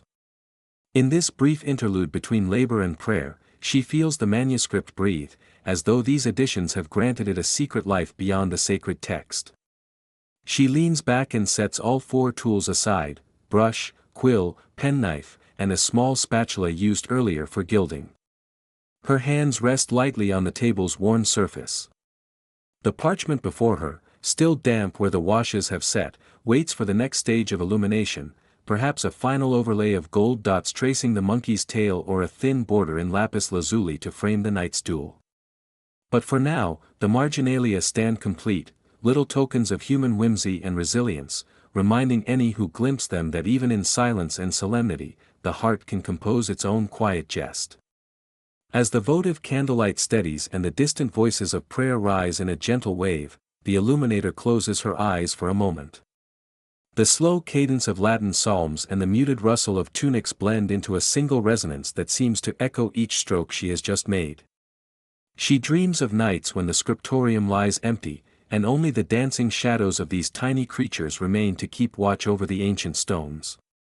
Then, gathering her tools with deliberate calm, she rises and arranges them neatly in a wooden box lined with velvet.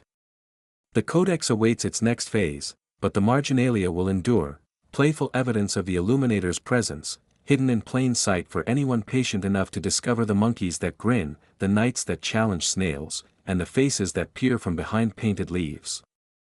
In the days to come, as she returns to color layering, gilding, and binding, these humble annotations will remain her most intimate offering, a whispered promise that even within the weightiest labor, the human spirit can find room for quiet laughter. And should any reader one day turn these pages under candlelight and discover the tiny duel or secret smile, she will know that her touch has honored both the sacred text and the simple joy of human imagination, blooming gently at the very edges of devotion. A hushed stillness settles over the scriptorium as the abbot's footsteps fade down the corridor. The afternoon's muted glow filters through the narrow lancet windows, pooling in pale rectangles upon the stone floor. Here, at the illuminator's bench, every tool rests within easy reach, brushes of squirrel hair, small pots of pigment, and a solitary candle whose flame dances against a sheet of parchment. In this gentle half-light the next stage of the work unfolds, the subtle layering of color and the exquisite detail that will give life to each miniature. The illuminator lifts a tiny sable brush by its handle. Its tip is fine as a spider's leg and holds just enough pigment to trace a whisper of line. Leaning forward, the craftsman studies the outline of a budding rose at the edge of the page. Only hours ago, broad washes of leaf, green and petal, pink lay upon the vellum in luminous fields. Now, in this moment, each stroke must sharpen form, coax dimension, and guide the viewer's eye deeper into the painted world. First, the petals receive their defining marks. With a steady hand and a muted sigh, the illuminator dips the brush into a small porcelain dish containing a dark mixture, a pigment ground from mulberry husks, steeped in vinegar, and ground finer than dust. The brush is nearly invisible as it lifts from the dish, carrying a dapple of that deep, soft hue.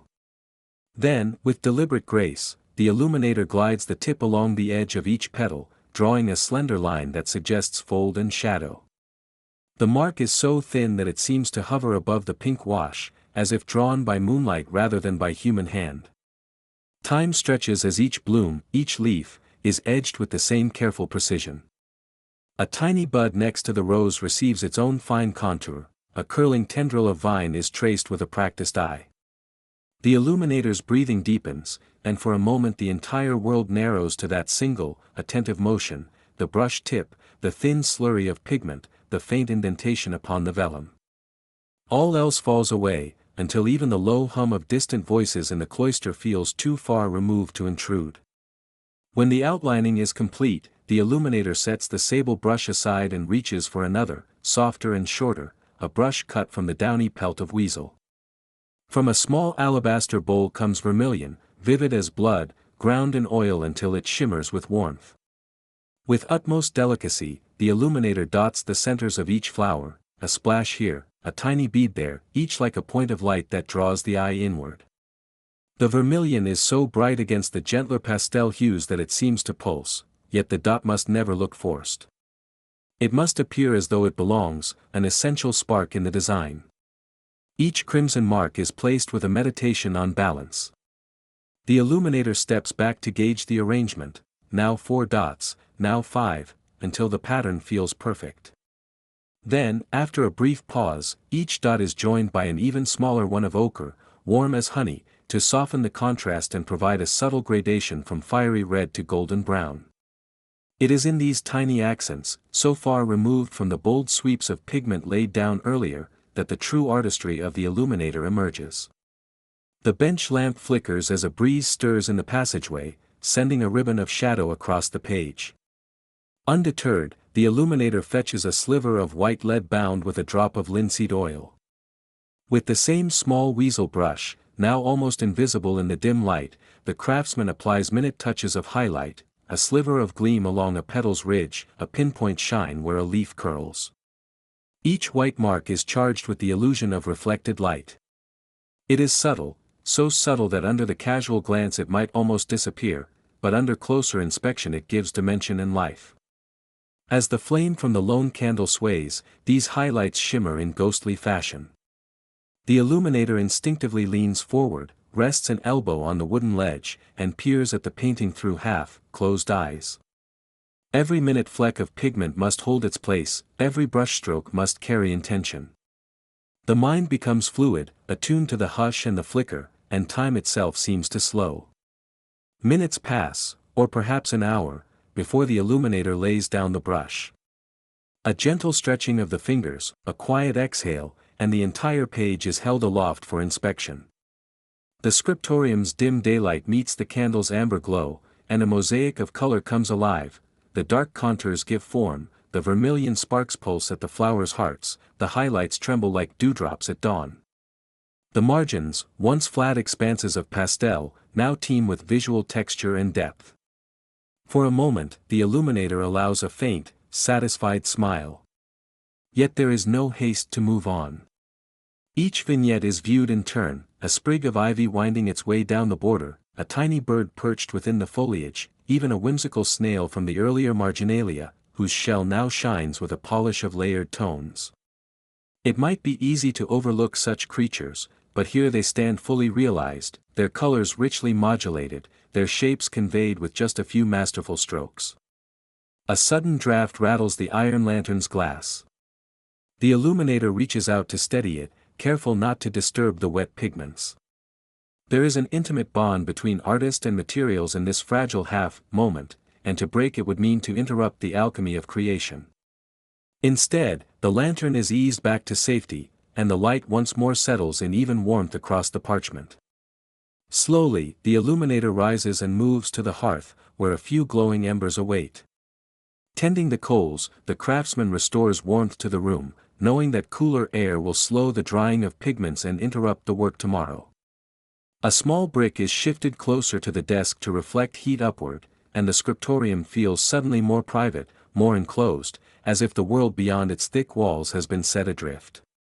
Returning to the bench, the illuminator fills shallow dishes with clean water and rinses the brushes.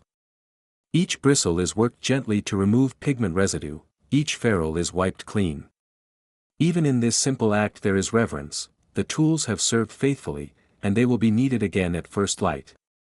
Inkhorns are sealed, unused pigments are covered, and the surface of the bench is swept clear of stray flakes of chalk and sanded gypsum. Finally, the illuminator stands at the window for a moment, gazing out at the cloister courtyard bathed in the gold wash of late afternoon. The vines that creep along the cloister's columns are still, and the caw of a lone crow echoes in the quiet.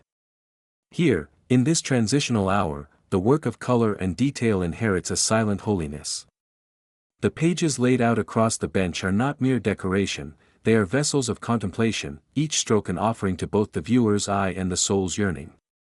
As evening deepens, the illuminator returns to the bench one last time. The pages, now complete in their layers of hue and line, are gathered carefully and laid to rest on their wooden stand. The next chapter of creation awaits, burnishing the gold to a final glow, but for now, the vibrant interplay of dark contours, bright dots, and luminous highlights stands as testament to patient craft and silent devotion. The candle guttering in its brass holder marks the passage of time.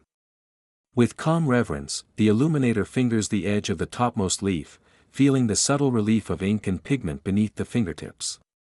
The chapter of color and detailing is concluded. Soon the gold will be brought back into the light, but in this moment, the vivid dance of layered tones remains the heart of the work, an invitation into quiet wonder, drawn at the meeting point of hand, eye, and spirit. A gentle crackle rose from the hearth as the illuminator knelt before the wooden bench, where the newly gilded page lay upon a folded cloth of unbleached linen. The early ember glow, soft and spreading like a waking heartbeat, warmed the cool air of the scriptorium.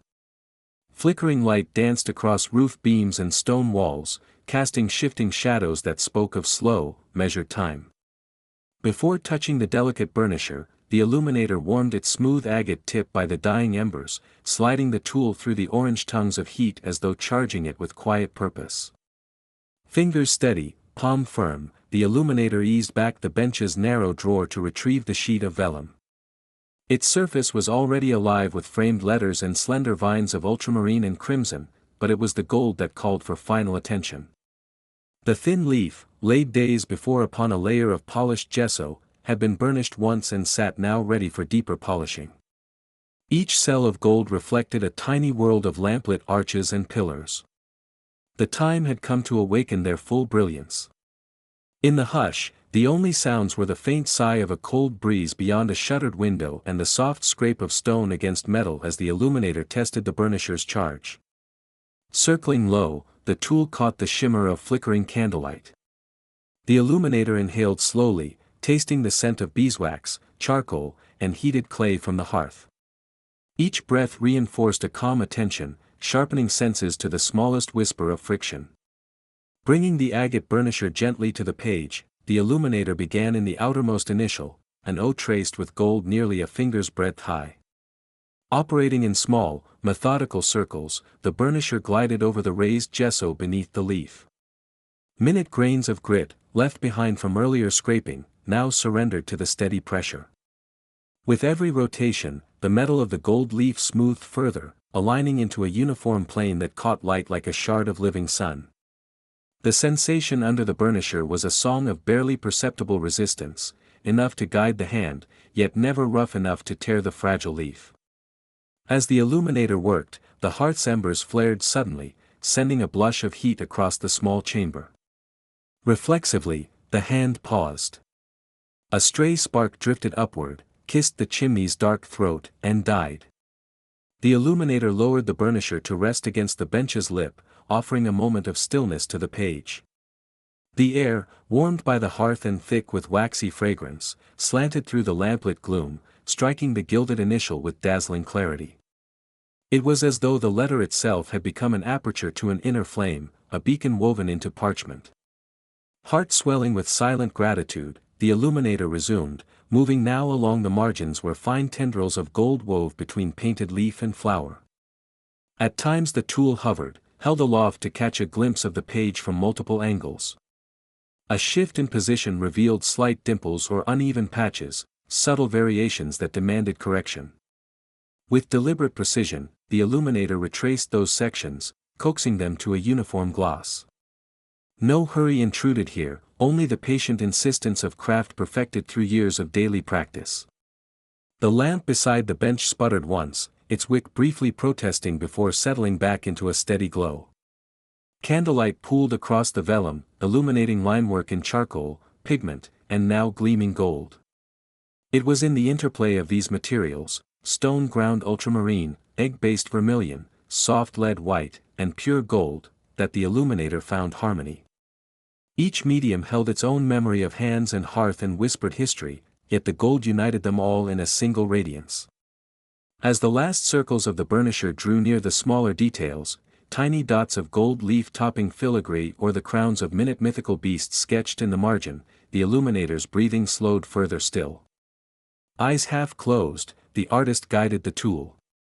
Most motion came from the wrist and fingertips, the arm protected from fatigue by the elbow resting on the bench's edge. The rhythm resembled that of prayer beads slipping through slender fingers. 1, 2, 3, trace the luminous surface, another set of circles, smoothing outward, pause, inspect, adjust.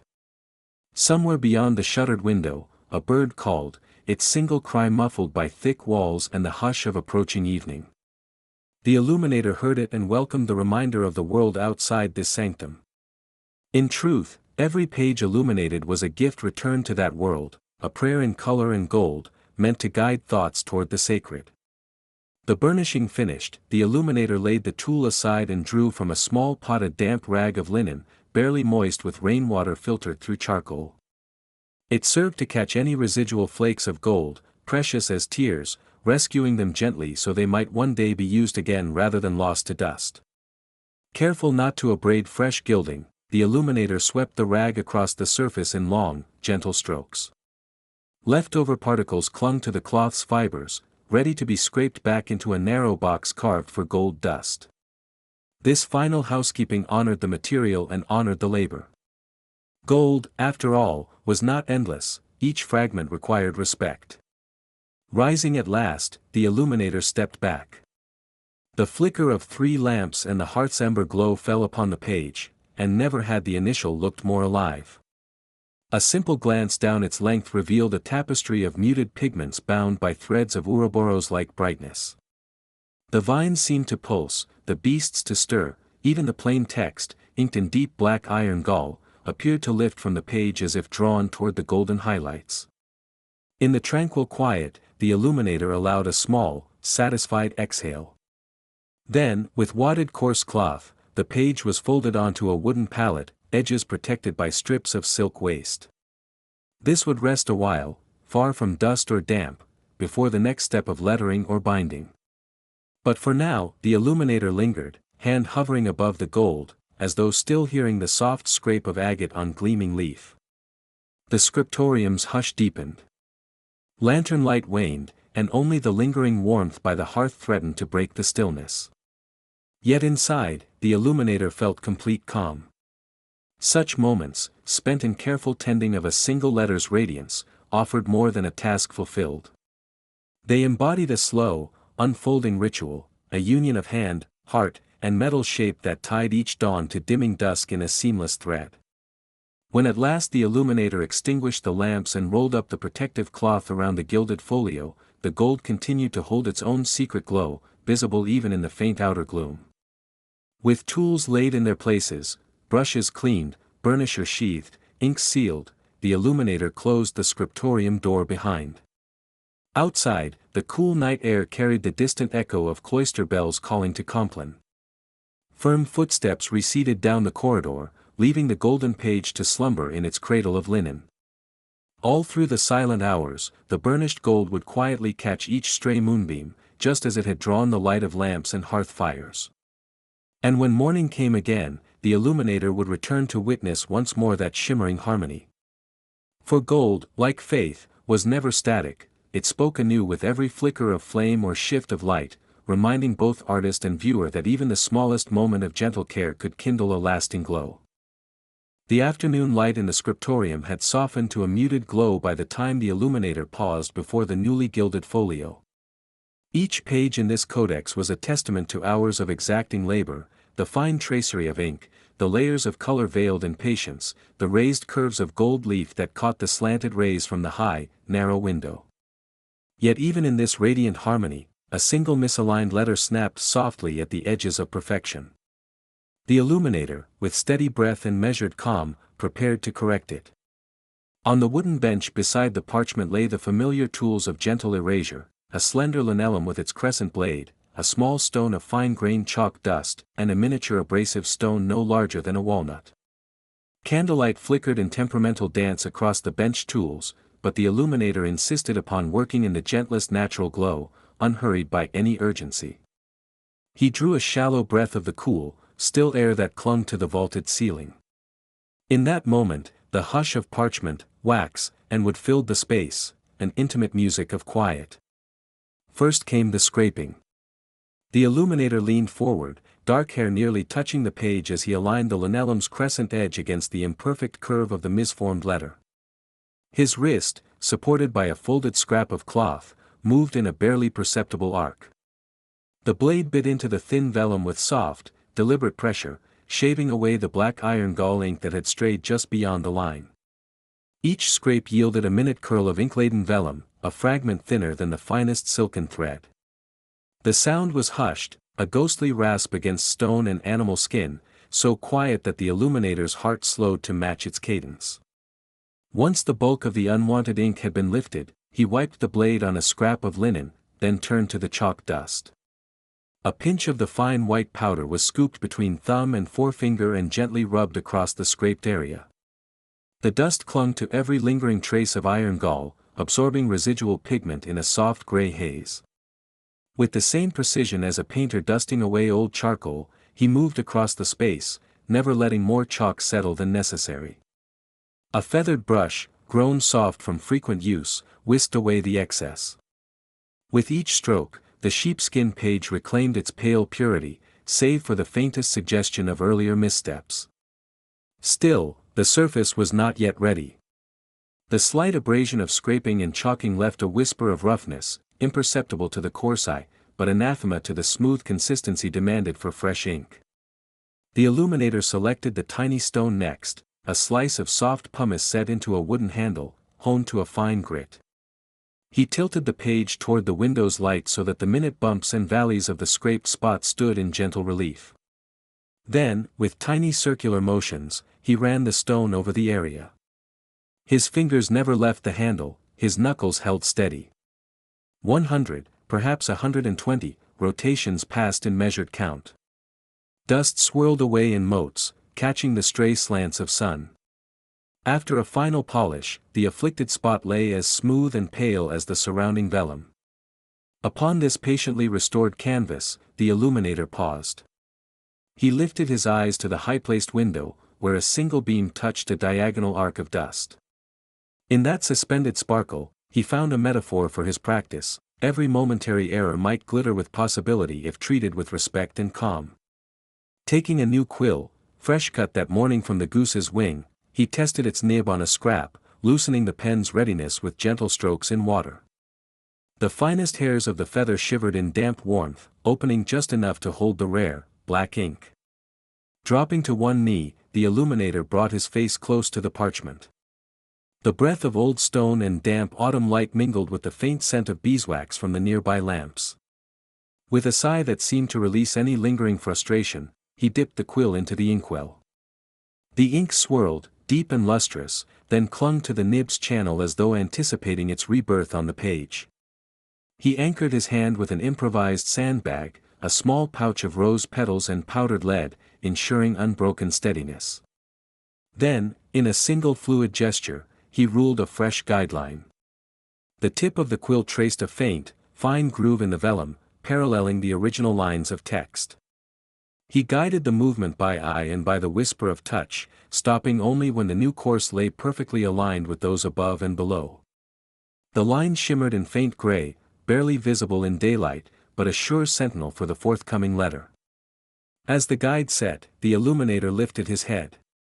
The scriptorium around him remained hushed, a candle guttered softly, its flame stretching upward like a silent supplicant. Farther back, a scribe dipped into Latin verse, his quill scratching an even chorus of letters that floated above pages in orderly rows.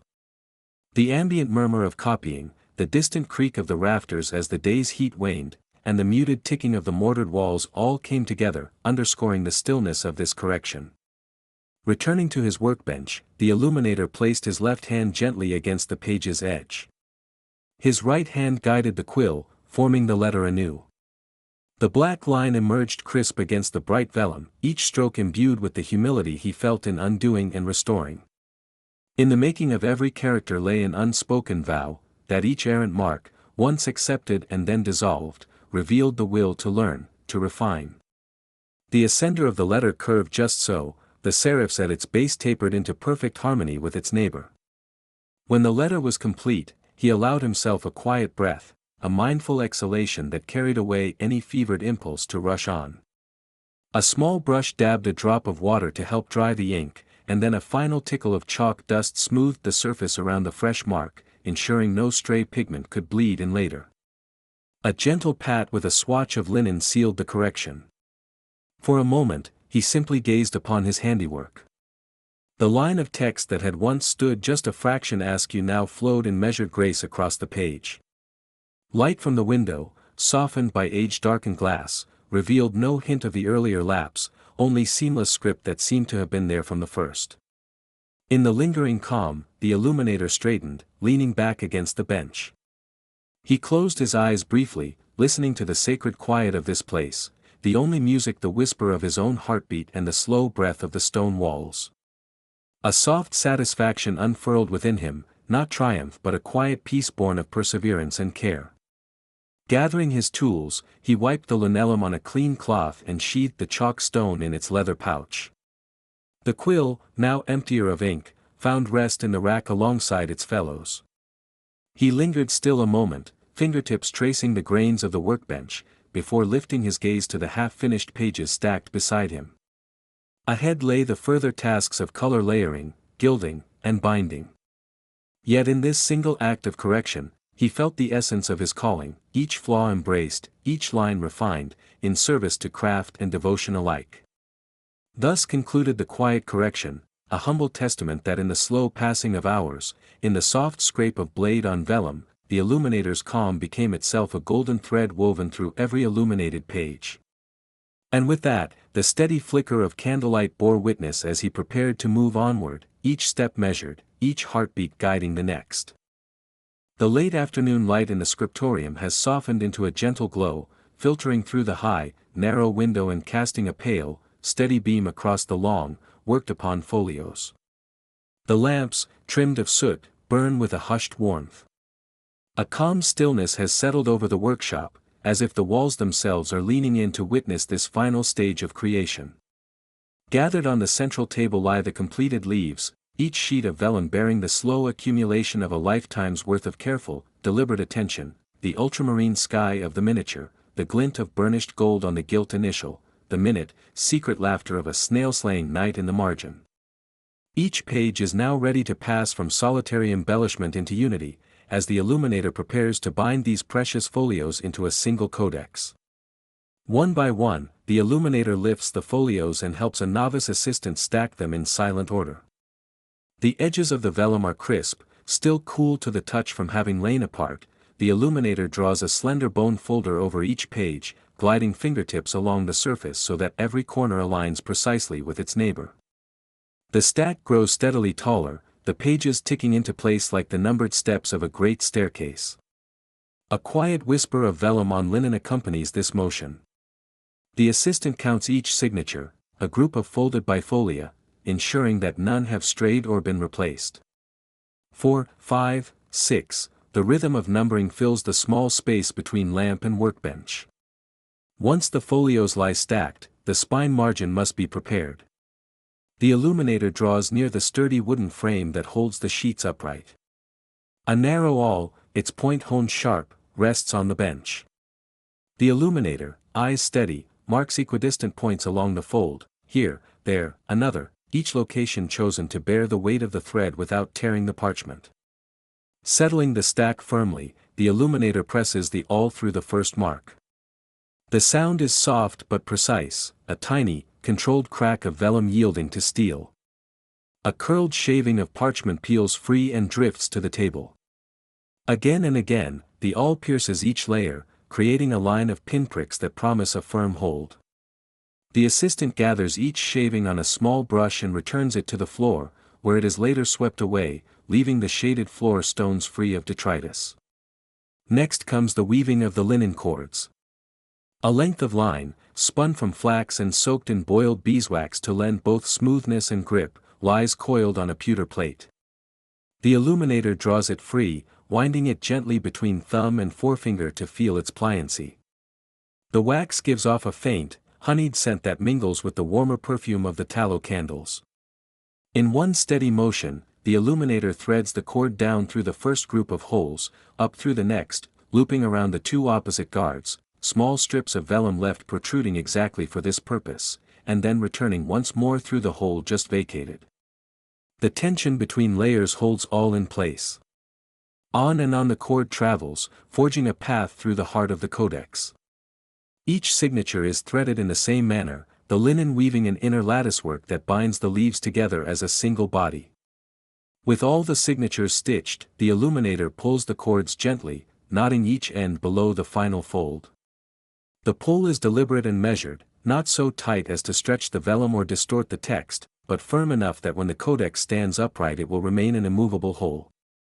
The heart of the book feels alive yet solid in the hands, its pages flexing only under willful pressure. The illuminator taps the bound spine against the table in a gentle, rhythmic way, allowing the folios to settle evenly and the lime fibers in the vellum to settle into place. There is the faintest squeak of parchment against waxed linen, a sound as intimate as a sigh. During these moments, the ambient lamplight seems to pause. A single candle on the far bench flickers, sending a soft shadow chase across the walls, as if applauding the craft. The illuminator runs a final check, the head and tail cords are even, the stitch lines are straight. A slender bone knife trims away any ragged ends of thread. The assistant stands ready with a small knife of polished horn, prepared to flatten each stitch so that no bump will mar the outer covering. The thin blade smooths the cords down, pressing them flush with the fold. Each signature is thus hidden beneath a skin of vellum, secure and unbroken. Once satisfied beneath the skin, the illuminator places the codex between two wooden boards, its future covers, and secures them under a light press. Heavy stones are laid on top to encourage the parchment to dry into its new shape. The assistant closes the press and turns the screw until a measurable pressure settles over the entire width of the book. A soft creak, then quietude. The illuminator observes the stillness for a moment, hands folded, feeling gratitude for the resiliency of hide and linen, for the alchemical transformation of minerals into pigment, of leisurely hands into precise strokes. While the book rests, the illuminator takes stock of the tools, the awl, now offered up in thanks for its puncturing clarity, the small brushes and knives, each dulled slightly by contact with vellum and ink. The scriptorium's large hearth has dwindled to glowing embers. The soft hum of the lamplight and the distant echo of monks reciting vespers flow in the quiet air. Outside, a bell tolls, marking the approach of evening, and each chime resonates through the open archway where the stone bench catches the last of the light. In this contemplative pause between chapters of labor, the illuminator senses the living breath of the codex. Pages that began as raw hide have journeyed through so many acts of care, soaking, drying, ruling, painting, gilding, correcting, and now rest as a single vessel for knowledge and beauty. The binding intentions have done more than secure loose sheets, they have woven the illuminator's intention, the scriptorium's discipline, and the monastic devotion into one inseparable form. With the press left to work its quiet magic, the illuminator steps back to prepare the workbench for the final tasks to come, the evening's winding down of lamps and tools, the abbot's review and blessing, and at last the closing of scrolls before the long night's vigil. As the deepening shadows draw closer and the scriptorium settles further into silence, the newly bound codex remains under gentle pressure, a promise materialized. Tomorrow, when the press is released and the wooden boards are lifted, the book will appear fully formed. But tonight, it holds its breath in the dark, poised between what has been made and what is still to be carried out under candlelight. And the illuminator, folding hands and easing out of the press's presence, takes a final look at the quiet pile of weights, the untouched linen cords, and the small pile of parchment shavings, tokens of a day's devotion, before moving toward the hearth, ready to kindle the next lantern and to usher in the ambient evening glow. A soft hush had fallen over the scriptorium as daylight slipped away, drawn gently down by longing shadows. The great hearth, once a pillar of flickering warmth at the center of the room, now glowed only in its last, feeble embers. Their warmth, once generous and broad, retreated toward the core of the stone hearth, curling into deep reds and purples before fading altogether. A final sigh of crackling heat rose from the hearth's bed, as the illuminator knelt upon the flagstones to watch the embers settle into cool ash. In that quiet moment, the world seemed suspended between day and night, breath held in the narrowing space between two flames, one dying, the other yet to be born. Gently, so as not to disturb the companionable silence, the illuminator slipped from the low stool and approached the hearth's embers. With a long-handled poker of wrought iron, she stirred the coals once more, coaxing any lingering glow into a final dance of fractured light. Each turn of the iron shaft produced a tiny spark that fell to the ash, only to die almost instantly. The sound was soft, like distant rain on hollow glass. Satisfied that the hearth had yielded what warmth it would give, she brushed the ashes aside, exposing the cold stone beneath. The room, now free of the hearth's draw, felt cooler, a gentle prelude to evening's restful abandonment. Before long, she turned her attention to the lanterns that stood arrayed along the long benches, housings of polished brass or dark iron whose dim forms caught the last rays of twilight from a western window. These vessels, now empty, awaited the new life of tallow and wick. From a copper cauldron simmering at a nearby brazier, the illuminator ladled melted tallow with practiced ease, the pale fat flowing like molten honey into small, sculpted basins beneath slender glass chimneys. The faint odor of warm animal grease, soft and grassy, rose from the cauldron, mingling with lingering wood smoke and parchment dust to form the characteristic fragrance of the scriptorium at dusk. One by one, she filled each lantern until molten tallow brimmed just beneath its rim. The surface trembled in gently curling ripples, mirroring the sky's final wash of violet from the high clerestory windows. With a careful hand, she snapped the brazier's lid closed and wiped her palms on a linen rag, then moved along the benches, lowering each filled lantern onto its iron stand. She paused at the first light, adjusting the wick's height until its cotton thread peaked above the tallow's glassy surface by just a whisper's breadth. One short trial spark, struck against the iron striker affixed to the bench, coaxed a timid flame from the wick. The candle-level glow flickered, then steadied into a slender, golden pillar that shone without quiver. Slowly, deliberately, she repeated the process at each workstation, the room's contours remapping themselves in the growing network of tiny lights. Amber pools settled around each bench, illuminating tools, quills in various stages of sharpening, small brushes tipped in blue and red pigments, knives and burnishers neatly laid upon thickly ruled parchment. In the low glow, vellum became ivory rather than white, and the painted margins of half-finished initials held a subdued richness that contrasted with the bright midday glare. The cool evening drafted in through open shutters now felt tempered by these new, calm fires. With the lanterns alight, the illuminator stood at the threshold between day's labors and night's contemplation. A hush deepened in the scriptorium. The scribes had fallen silent one by one after the midday interlude, and now, as the light shifted to evening, even the soft scratching of quills had ceased. Here, in this time of transition, voices and tools alike were drawn inward. A pair of novices, seated at the far bench, leaned forward to adjust their lone lanterns without a word. Their measured movements blended with the steady breathing of the entire room, as though the scriptorium itself paused to appreciate its own stillness. Soft footfalls on the stone floor heralded the passage of a senior monk making his way along the benches. He paused beneath each lantern, observing the illuminator's work with quiet approval. His long habit brushed the floor, and his presence added a sense of ritual to the lighting process. Without uttering a syllable, he raised his hand in a subtle gesture of blessing, an acknowledgement that these small, or even invisible, acts of tending to flame were as sacred as the strokes of ink upon vellum. The illuminator inclined her head, humbly receiving the silent commendation, and carried on her task to the room's far corner.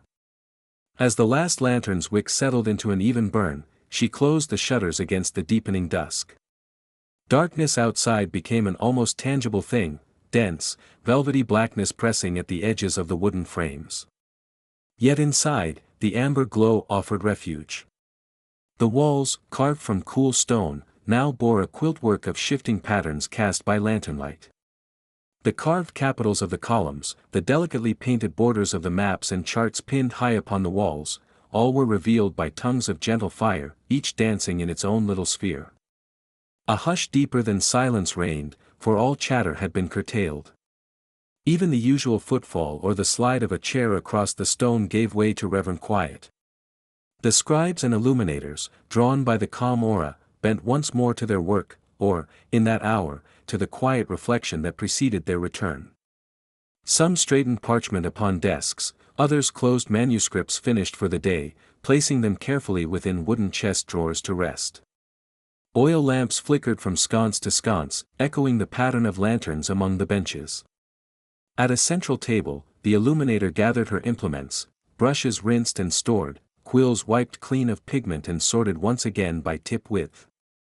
She felt the comfort of routine in these careful gestures, as though each motion were part of a larger liturgy that sanctified craftsmanship. In that moment of ordering and stillness, she recalled the day's progress, the gentle layers of ochre and ultramarine applied to vine work, the shimmer of gold leaf burnished bright in midday light, the tiny corrections coaxed from errant strokes. All of it now lay in repose, awaiting tomorrow's fresh gaze. Above the hush, the faint toll of the vesper bell drifted in through the small high window, a reminder that even this sacred space must yield to the rhythms of prayer. The illuminator paused by a lantern and offered a silent devotion of her own, giving thanks for the peace of the evening and the gift of steady flame. The lantern's glow seemed to pulse in response, a subtle affirmation that light could outlast day, that even in the deepest shadows there remained a calm heart. As the last echoes of the bell faded, the scriptorium settled into its ambient evening glow. The room exhaled, as though releasing the breath it had held since dawn. In that gentle, suspended time, every stone, every tool, every drop of tallow and bead of wax seemed folded into the abiding quiet. And there, beneath the soft warmth of the lanterns, the illuminator lingered, absorbing the hush, cherishing the steady flames, ready at last to lay her hands to rest and to carry the glow of the scriptorium within her as she departed into the night. The lanterns along the side wall cast trembling halos of light upon the long oaken table where the newly bound codex lay open.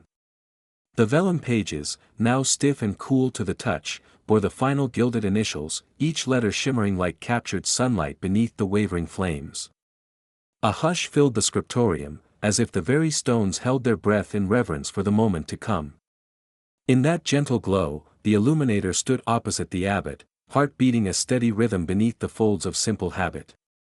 All around, the tools of creation, quills, burnishers, pigments in their ceramic bowls, rested silent, their duties fulfilled until dawn. The abbot approached slowly, his sandaled feet whispering against the stone. In one hand he carried a small silver aspersorium, its surface engraved with looping vines, and in the other a slender aspergillum, a brush of holly dipped in holy water. His brow was serene, his eyes soft with approval as they traveled over the open leaf of parchment. The illuminator lowered himself to one knee, offering the spine of the codex upward, as though presenting a gift to the altar itself. The abbot paused, his gaze fixed on the first letter of the opening page, a vast, gold-encrusted P, whose curling tendrils of azure and crimson had taken 100 mindful strokes to perfect. A few glimmering motes of dust drifted in the lamplight and settled upon the page. The illuminator reached out on silent feet, gently brushing them away with the tip of a fingertip, then withdrew, unwilling to mar the aura of holiness surrounding the work.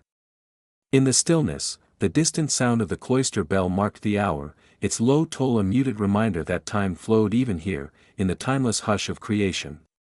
Softly, the abbot laid head and shoulders closer to the page. His fingers, knotted with age but steady, traced the gilded edges of the initial.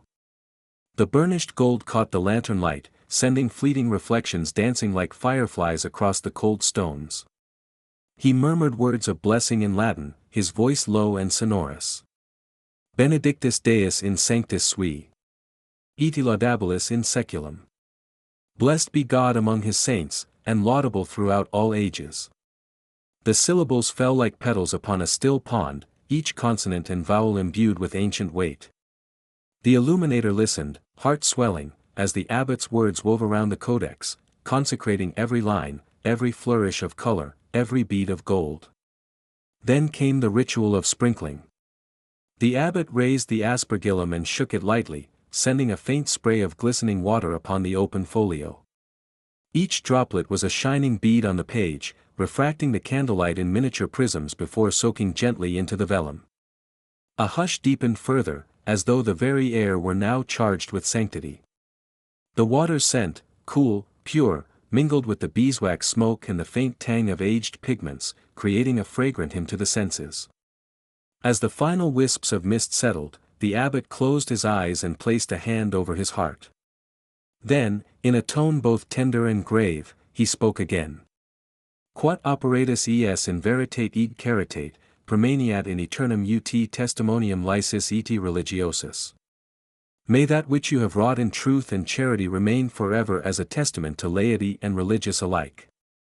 The words lingered, filling every corner of the scriptorium, settling upon the beams overhead and threading through the patterns of the rugs that lay before the benches.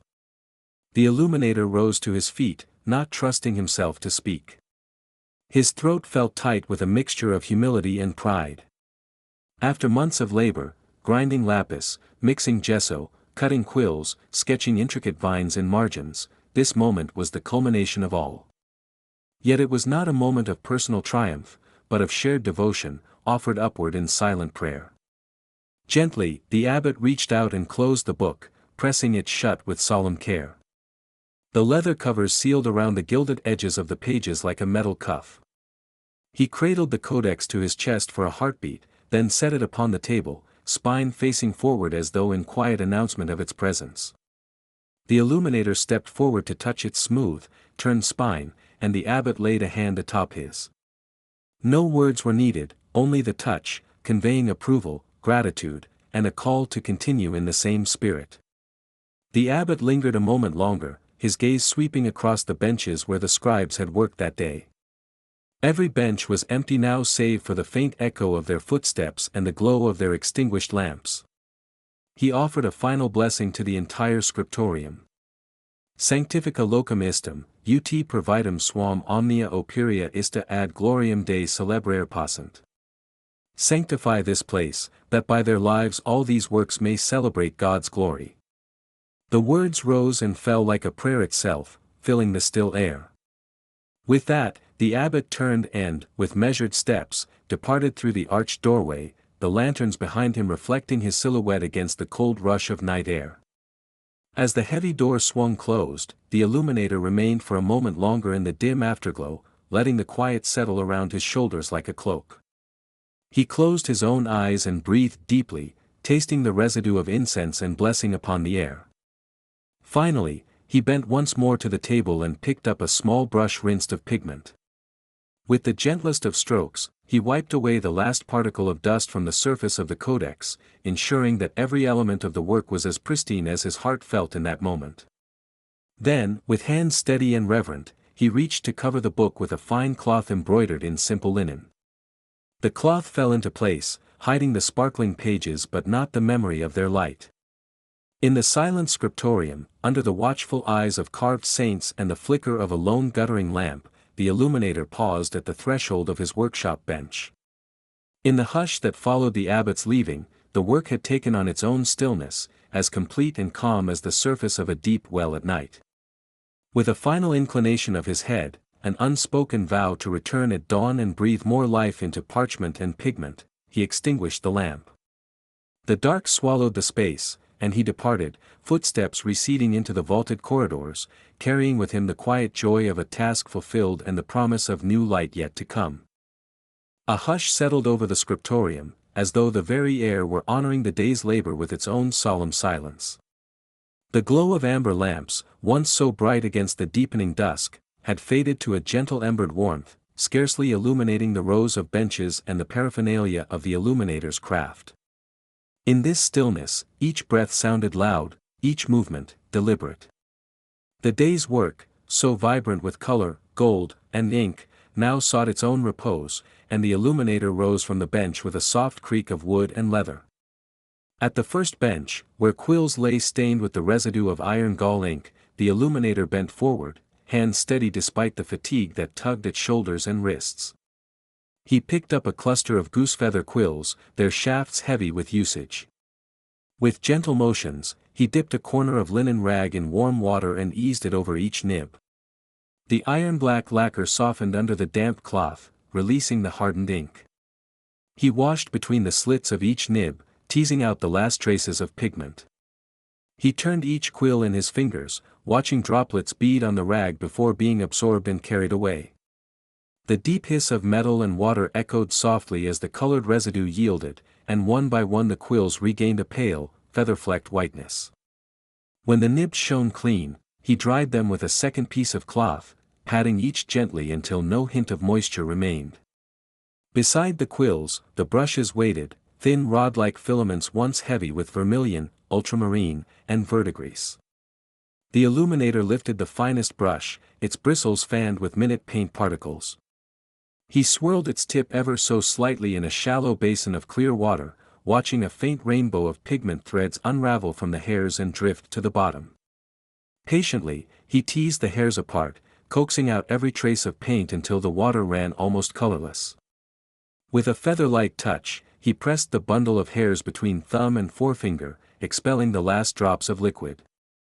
Then, to restore the brush's shape, he stroked it against a smooth piece of beeswax, sliding the bristles through the substance before wiping the residue away on a scrap of linen. Each bristle settled back into a fine point. Cleaned and reshaped, the brush joined its companions in a small clay pot, upside down so any lingering moisture would evaporate, leaving the hairs pristine for tomorrow's work. Slowly, the illuminator reached for the small, squat ink horns and glass bottles that had served as reservoirs for his liquid pigments and gilding adhesives. He began with the horns of shaped horn, blackened by soot and dappled with flecks of old sealant. He uncorked each carefully, the scent of iron gall and vinegar rising in a subtle, familiar tang. With a slender spoon, he scraped away the congealed top layer of ink, setting it aside in a scrap of cloth to be reclaimed later. Then he refilled the horns with fresh hide glue solution for tomorrow's gold work, pulling a clean strip of waxed thread through the spout to seal it firmly. The glass jars, once gleaming, were equally attended. He poured out any remaining pigment-laden liquid into a small vessel to be reused, washed the jars in warm soapy water, and set them upside down on a linen cloth to drain. Lid by lid, the routine continued until every container sat empty, clean, and capped with wax seals molded to fit snugly, each imprinted with the modest mark of the scriptorium. Across the bench, he turned his attention to surplus sheets of vellum. These scraps, trimmed and edged from the day's ruling and gilding, might once have been dismissed as waste. But in the illuminator's eyes, each piece of parchment held potential, resting, like a seed, for future art. He gathered the leftover leaves in a small stack, brushing away fragments of chalk and flecks of ink with a soft goat hair brush. As each sheet lay perfectly smooth again, he folded it with care, first in half, then into quarters, so that its precious surface remained protected from dust and stray pigment. Between the folds he tucked a thin layer of clean cloth, a cushion against creases and damp. He tied the little bundle with a narrow strip of leather, knotting it tightly and trimming the ends so no loose fiber would catch in the storeroom's quiet. The parcel joined others on a low wooden shelf, labeled in faded charcoal, vellum offcuts, reclaimable. At the far end of the room, the chest of drawers stood solemn and silent. There, the illuminator opened each drawer in turn, sliding the heavy wooden lid back with a soft thud. Inside lay knives, both broad and slender, linellum scrapers, burnishers of agate, bone folders, and small metal probes. Each tool bore the patina of use, a burnisher with a faint silver sheen where gold leaf had once gleamed under its press, a linellum edge worn smooth at the blade's arc.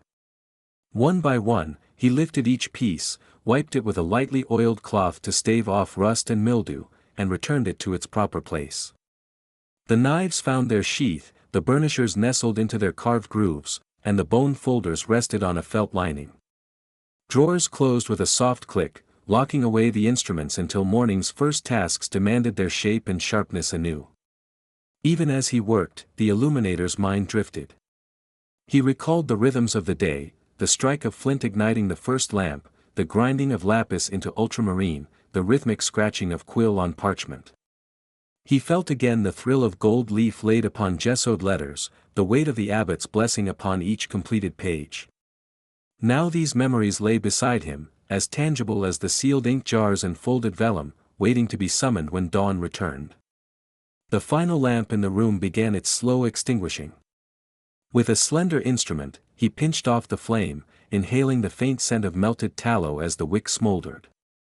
Shadows gathered at the corners of the scriptorium, deepening where candlelight had once danced. The silence grew complete, save for the distant drip of water in the courtyard fountain and the gentle sigh of wind through the cloister arches. The illuminator paused at the threshold of the door, one hand resting on the cool iron ring that served as handle. He turned in the low light, surveying the room in full, the benches cleared, the benches aligned, the tools clean, the pages stowed, the lamps darkened, the hush unbroken. In this moment, the scriptorium felt less like a workshop and more like a sacred vessel, ready to receive the next day's devotion. The illuminator closed the door softly behind him, the oak wood settling into place with a resonant finality. He withdrew the key from the heavy bolt and secured the chamber against night's quiet wanderers. Then, lantern unlit, he allowed himself to step into the cloister's cool gloom. A few steps beyond the door he paused again, glancing back toward the scriptorium window. No light stirred within, yet in his mind's eye, he saw the warm amber glow of lamps, the flicker of flame on polished gesso, the fine tracery of vines and beasts drawn in vermilion and ultramarine. This place, shaped by time and spirit, would rest until dawn. And as the night grew around him, the illuminator carried the calm of the closed scrolls with every slow footfall, ready to return, tools in hand, to continue the work that bridged the earthly and the sacred. When the last flicker of candlelight dies, the scriptorium settles into a hushed darkness so complete it feels as though the very walls hold their breath. The illuminator stands for a long moment in the center of the workroom, hands folded before him, gazing at the outlines of benches, desks, and stretched parchments arranged like silent witnesses of the day's labor. In the waning glow of the fine lantern he lit but minutes before, he watches spirals of smoke drift slowly from the extinguished wick, rising toward the arched, vaulted ceiling.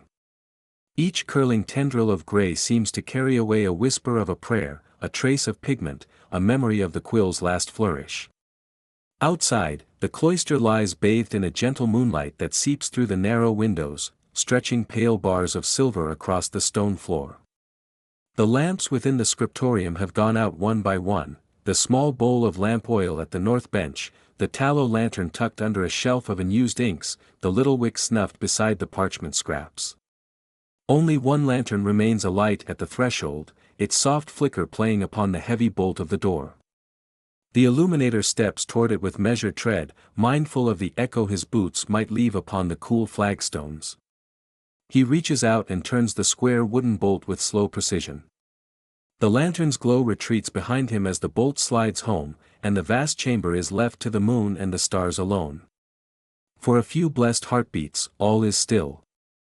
One could almost hear the ancient mortar between stones sighing in release. Without a lamp to pierce the darkness, his eyes adjust to shapes rather than details, the sloping benches, the scattered quills stored in tin cups, the pedestals for binding heavy folios. Everything is transformed into quiet silhouette, as if the room itself has taken a deep inhalation. Beyond the door, the cloister walks spread out in four directions, corridors of arching stone and columned shadows that lead to the church, the dormitory, the refectory, and the garden cloister. He pauses just past the threshold, placing his hand gently on the cold iron latch of the door behind him. No key rattles, no bolt protests. Only the foam of his breath, turned misty in the night air, and the distant drip of a single droplet falling from a laden gutter. The moon, risen high, casts a path of silver along the worn stone floor, guiding him like an invisible aisle. His steps are unhurried as he crosses the dark corridor to the outer door. There, two stout wooden planks, bound by iron bands, stand between him and the open air. Here, he glances back once more at the shuttered windows of the scriptorium, recalling the day's progress, the layering of vermilion vines, the precise strokes of white lead highlights, the burnished glow of gold leaf that shimmered when first touched by morning light. A gentle swell of pride rises within his chest, tempered at once by the humility that each new dawn demands. By the time he lifts the latch, the walls of the cloister are a hush of stone arches and foliage that murmurs softly in the breeze. Beyond the door lies the courtyard garden, its central fountain still spilling a quiet hiss of water into the basin. The lavender and thyme at the pond's edge release their scents under the moon, and he inhales, savoring the cool sweetness of night air scented with herbs. Above him, the constellations will slowly across the black velvet sky. He steps out onto the gravel, careful to disturb neither snail nor slug whose silver trails catch the lantern's glow. He pauses by the fountain's rim and dips his fingers into the cool water, feeling that last brush of the day's warmth slip from his skin. The fountain's surface mirrors the stars, as if the heavens had opened in the courtyard. Here, time seems suspended, no more the measured rhythm of quill on parchment, no more the murmur of Latin psalms, no more the glow of lamps guiding careful hands. In this pause, he finds release from every meticulous stroke and every whispered correction. Far off, a bell tolls softly the hour of night vigil, each knell resonant and slow, marking the passage into deeper darkness both harrowing and holy. As the sound fades, another sound rises, the faint beat of a nightingale somewhere beyond the cloister wall. Though such song is rare amid stone and chant, it is clear, unwavering, full of life even in the stillest hour. He recalls how, at dawn, he heard the same bird sing its morning greeting. Now, at dusk, it bids him farewell. He stands until the echo of the bird's song is gone, and then he turns his lantern toward the outer gate. The iron bars glimmer dully, a barrier embracing both sanctuary and solitude. He steps forward, rounds the gate's heavy lock, and secures it with a small padlock. Once the click sounds, he tests the door with a gentle push, satisfied that it cannot be moved. Then, at last, he lowers the lantern to his side and begins his solitary walk along the cloister's covered way. Each arch he passes frames a scene of shadow and moonlight, a niche once occupied by a statue now empty, save for an outline of dust upon the pedestal, a lone bench where a novice might sit to read, now scattered with fallen petals from a climbing rose outside. He moves past in total silence, his breath contained, his pace unhurried, mindful that every footfall echoes on these ancient flags. The sense of solitude is profound but not lonely, it is as though the stone remembers his presence each day, welcomes him at dawn, and bids him good rest at dusk. At the final turn, the cloister opens onto a narrow lane that skirts the outer wall. Beyond it, torches glow in the gatehouse, reminding him of the world beyond these sacred stones. Yet in this moment, with the world hushed and the work done, he feels a quiet companionship with every hand that has ever inked a page, with every spirit that has carved letters into vellum. He lifts the lantern high and lets its light play upon the rough-hewn timbers of the exit door. Once more he secures the bolt, and the lantern is lifted overhead. Beyond the outer gate, the land stretches into night fields, silent and vast. He steps through, the stars open above, and the hush of cloister walls gives way to the gentle sighing of the wind among olive trees. He walks until the heavy door falls behind him with a soft thud, and the world of vellum, ink, and gold leaf is left to rest until dawn. Under that silent canopy of stars, the illuminator breathes deeply, feeling both the weight of the day's devotion and the promise of tomorrow's first light. In the stillness, he hears again a hush of hope, the abiding calm of a craft born in prayer. And as he moves on through the night, his mind carries the quiet glow of illumination that even darkness cannot extinguish. Thus ends the day's vigil. Thus begins the night's rest, an interlude in which the hands lie still, the inks grow dry, and the parchment sleeps until the morning calls once more. And so, beneath the watch of heaven's silent witness, the illuminator departs, carrying with him the unspoken vow of return, to open oak doors at first light and rekindle the golden calm of the scriptorium once more.